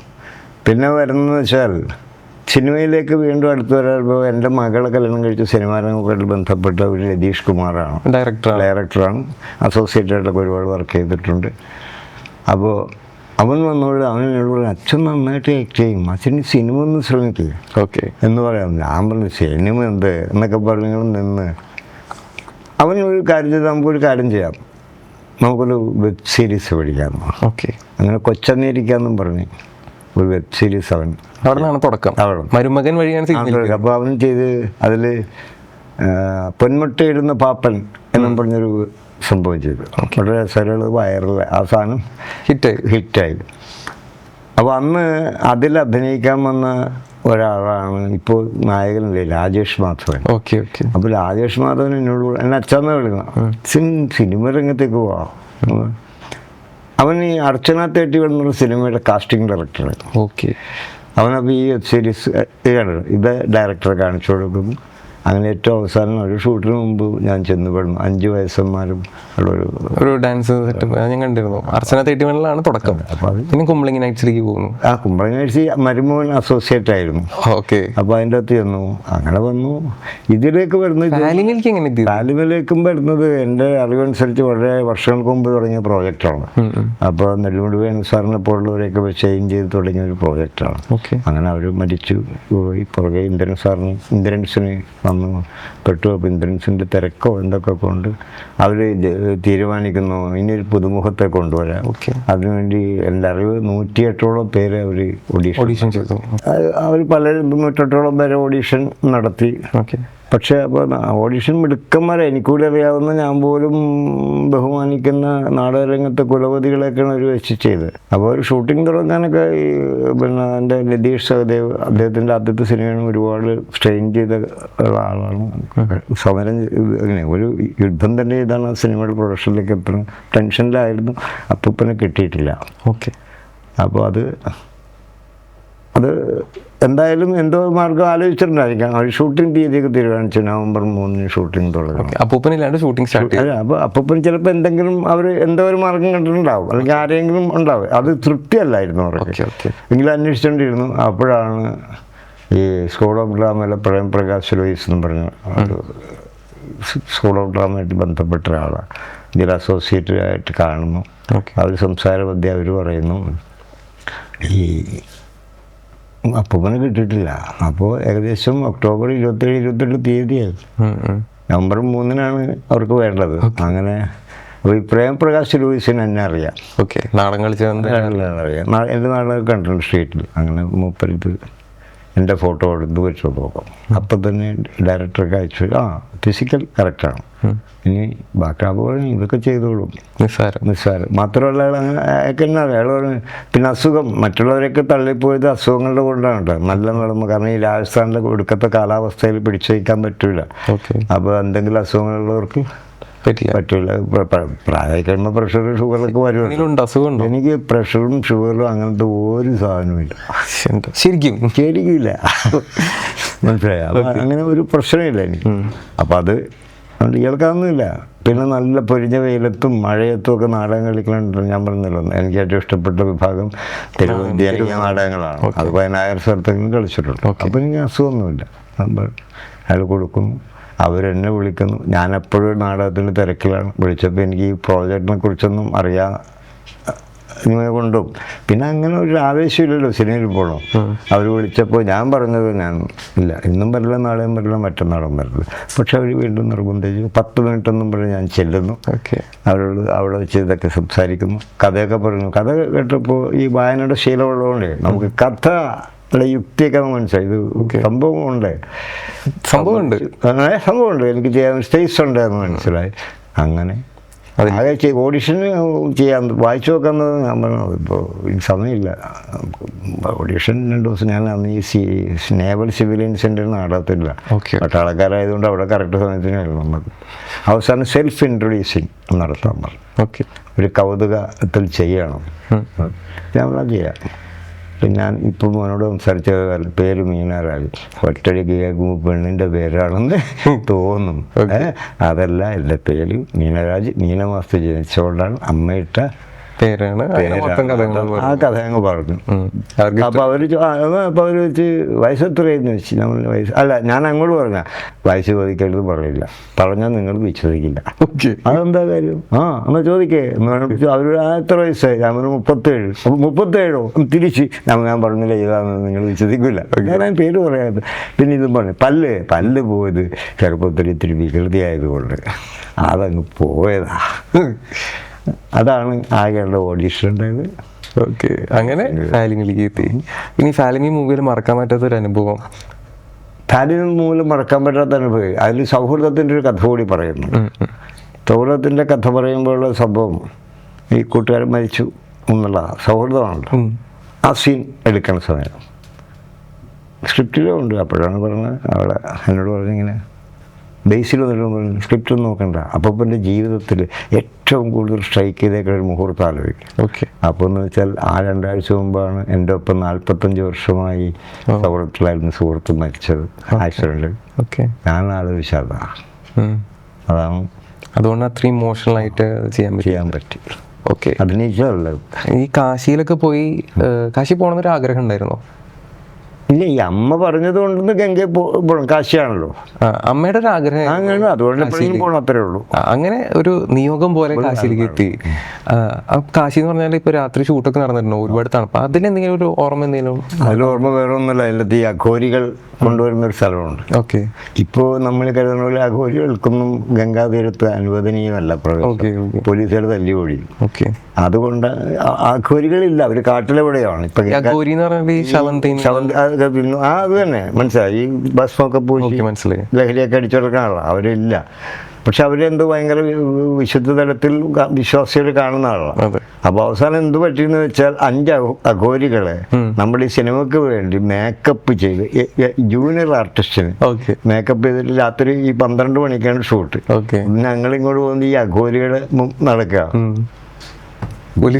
അല്ല, വിശ്വാസികളായ ആളുകളെല്ലാം കൂടി രാത്രി ഓടിക്കൂടിയിട്ട് ഇവരുടെ കാലിൽ വീഴുന്നു, ദക്ഷിണ കൊടുക്കുന്നു.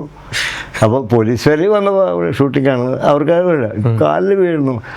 അതായത് അതിൻ്റെ തമാശ അല്ല, അതിൻ്റെ കൃത്യം കാര്യം പറഞ്ഞാൽ ഇപ്പം നമ്മുടെ ഡയറക്ടർ പറഞ്ഞു, ചിലർ അവിടെ നിൽക്കട്ടെ, കാശ് അവർ പാവങ്ങളല്ലേ, കാശ് വീട് നിൽക്കട്ടെ, അവർക്ക് ഒരു 1/4 മണിക്കൂർ കൊണ്ട് 20,000 രൂപ കിട്ടി. ഷോ എത്ര മണ്ടന്മാരാണ് നമ്മുടെ ഇത് മേക്കപ്പ് ചെയ്ത ആളുടെ നാടക സിനിമയിൽ എക്സ്ട്രാ ജൂനിയർ ആർട്ടിസ്റ്റാണെന്ന് പോലും തിരിച്ചറിയാനില്ല. അതാണ് മനുഷ്യൻ്റെ, അതാണ് ചൂഷണം ചെയ്യപ്പെടുന്നത്. വിശ്വാസം അന്ധവിശ്വാസമായിട്ട് മാറുക. അത് കണ്ടപ്പോൾ ഞങ്ങളിങ്ങനെ ഇത് എന്ത് പൊട്ടന്മാരാണ് ഈ മനുഷ്യൻ. ഓക്കെ. വിശ്വാസം അന്ധമായിക്കൊണ്ടിരിക്കുകയാണ്. ഓക്കെ. ഇനിയിപ്പോൾ മറക്കാൻ പറ്റാത്ത വേറെ എന്തെങ്കിലും അനുഭവം ഉണ്ട് ഫാലിമിയിൽ? ഈ മഞ്ജുപിള്ള അതുപോലെ വലിയ സീനിയർ ആയിട്ടുള്ള ആർട്ടിസ്റ്റിന്റെ കൂടെയാണ് ചേട്ടൻ അഭിനയിച്ചത്. അത് ജഗദീഷ്. മറക്കാൻ പറ്റാത്ത ഫസ്റ്റ് ഷോട്ട് തന്നെ, എൻ്റെ ഫസ്റ്റ് ഷോട്ട് എന്നെ ഇവിടുന്ന് കൊണ്ടുപോകുന്നു. അവർക്ക് എന്നെ അറിയില്ല, ആകെ സംവിധായകൻ്റെ ഉറപ്പിൽ പോവുകയാണ്.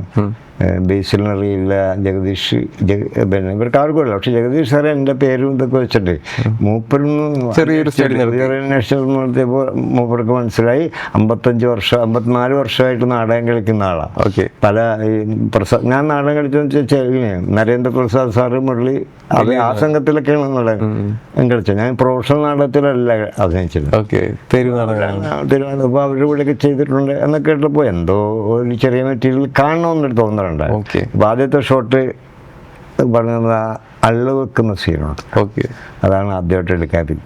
ഇപ്പോൾ കഥയൊക്കെ പറഞ്ഞത് ഞാനിങ്ങനെ ചോദിക്കണം, ഇപ്പോൾ സംവിധാനം എന്താണ് സാറിന് പ്രതീക്ഷിക്കുന്നത്? ഇപ്പോൾ കഥയൊക്കെ പറഞ്ഞു തന്നിട്ടുണ്ടെങ്കിൽ എനിക്കറിയാമല്ലോ.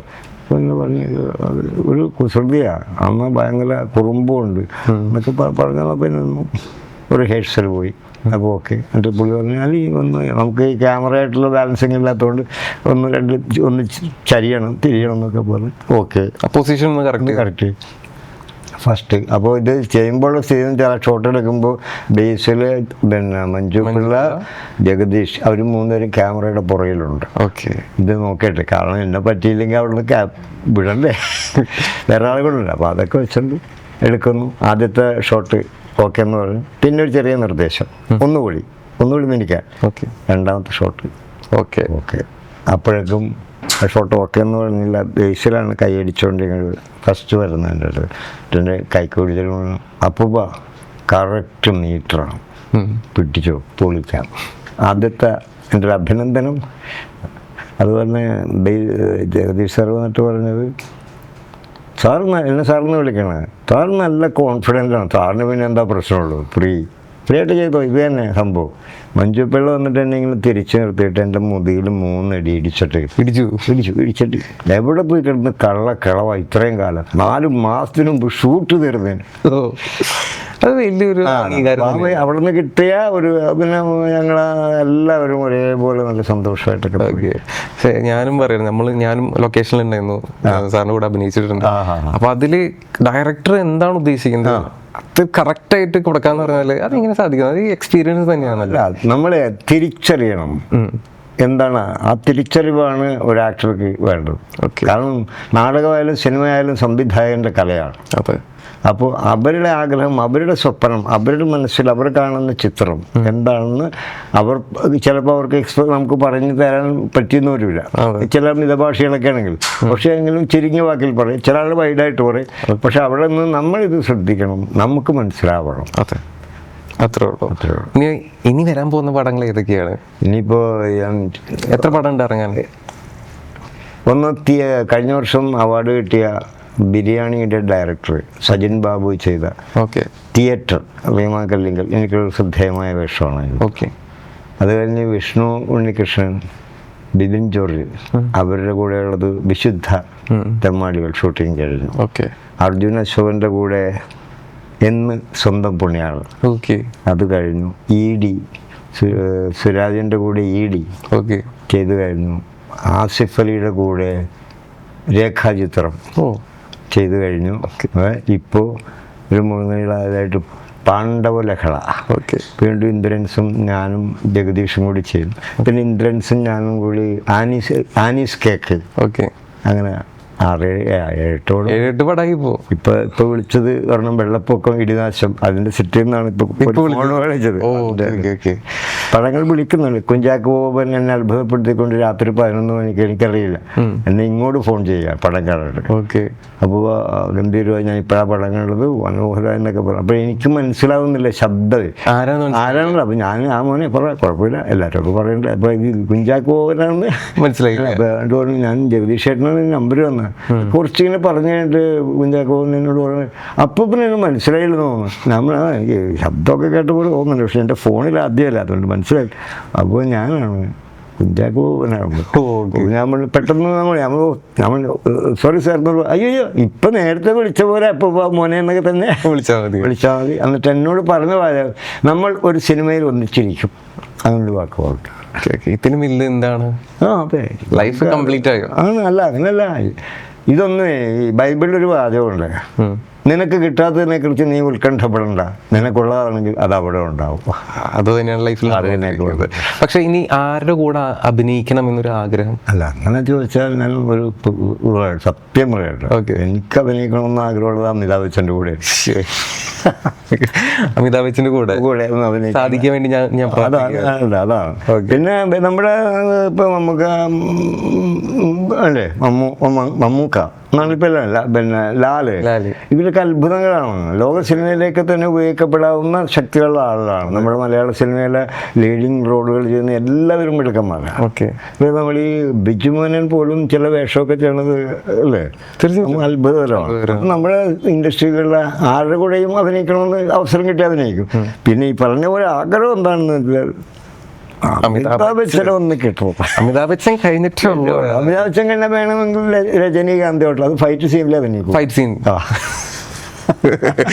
Okay bye. അപ്പോൾ ഇനി നമുക്ക് അവസാനമായിട്ടൊരു ടാസ്ക് ഞാൻ തരാണ്, ഇതോടെ നമുക്ക് അവസാനിപ്പിക്കാം. ഇതിൽ കുറച്ച് രസങ്ങളാണുള്ളത്. ഈ നമ്മളൊരു സദ്യയിലെ ഏറ്റവും പ്രധാനപ്പെട്ട സംഭവമാണ് രസം എന്ന് പറയുന്നത്. ഇത് നമ്മുടെ ഓണത്തിലുള്ള ഒരു രസം, നവരസങ്ങളാണ്. ഇതിൽ ഒരെണ്ണം എടുക്കുക, അതിൽ പറയുന്ന പോലെ എൻ്റെ അടുത്ത് അഭിനയിച്ച് കാണിക്കുക. എങ്ങനെയുണ്ട് ഓണസദ്യ കംപ്ലീറ്റ് ആവാൻ? എങ്ങനെയാ സന്തോഷകരമായിട്ട് ഒരു സംഭവം ശ്രമിച്ചു നോക്കാം. ഇഷ്ടമുള്ളത് കേട്ടോ. തുറക്കൂ. ഭയാനകം. ഓക്കെ അല്ലേ? ഭയാനകം എന്ന് പറഞ്ഞാൽ കഥകളിക്കാർ കാണിക്കണം ഭയാനകം നമുക്ക് പറ്റില്ല അല്ലേ? അത് ട്രെയിൻഡാ. ഓക്കെ എന്നാലും ഞാൻ കാണിക്കാം. പേടിക്കണേ. അടുത്തത് ഇത് എല്ലാം ചെയ്യണം. ഒരെണ്ണം കൂടി നോക്കാം അല്ലേ?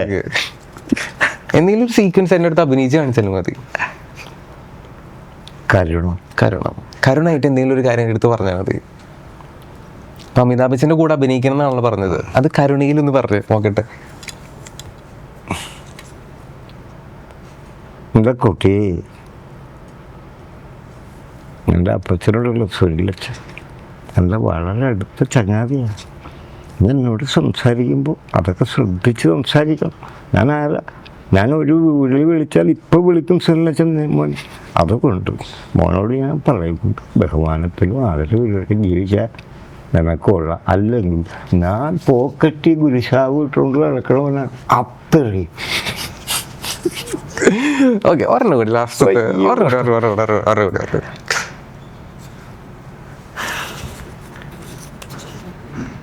അയ്യോ, വീരമാ വീരം. അതെ, വീരം.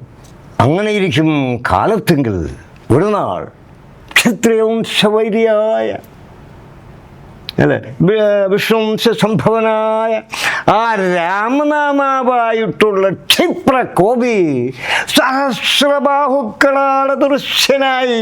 അതായത് ഇതാണ് കറക്റ്റ് നാടകം അങ്ങോട്ട് കയറി വന്നു. വീരത്തിലാണ് ആൾ രസം ഇരിക്കുന്നത്. ഇനി അവസാനമായിട്ട് നമ്മുടെ പ്രേക്ഷകരോട് ഓണമായിട്ട് എന്താണ് പറയാനുള്ളത്? ഓണമായിട്ട് എന്ന് പറഞ്ഞാൽ കൂടുമ്പോൾ ഇമ്പമുള്ളതാണ് കുടുംബം. ഓക്കെ, കുടുംബത്തിൽ സമാധാനം ഇല്ലാതായപ്പോഴാണ് ഒരാൾക്ക് നിർത്താനൊക്കില്ല. ഇപ്പം എൻ്റെ ജീവിതത്തിൽ ഞാൻ ഇപ്പോഴും എൻ്റെ മക്കൾ, ഭാര്യ, എൻ്റെ ഭാര്യയൊക്കെ എന്നെ ഇത്രയും 55 കൊല്ലം ഒരു നാടകക്കാരനെ പിന്തുണ നൽകിയില്ല. അതൊക്കെ ചെറിയ കാര്യമല്ല.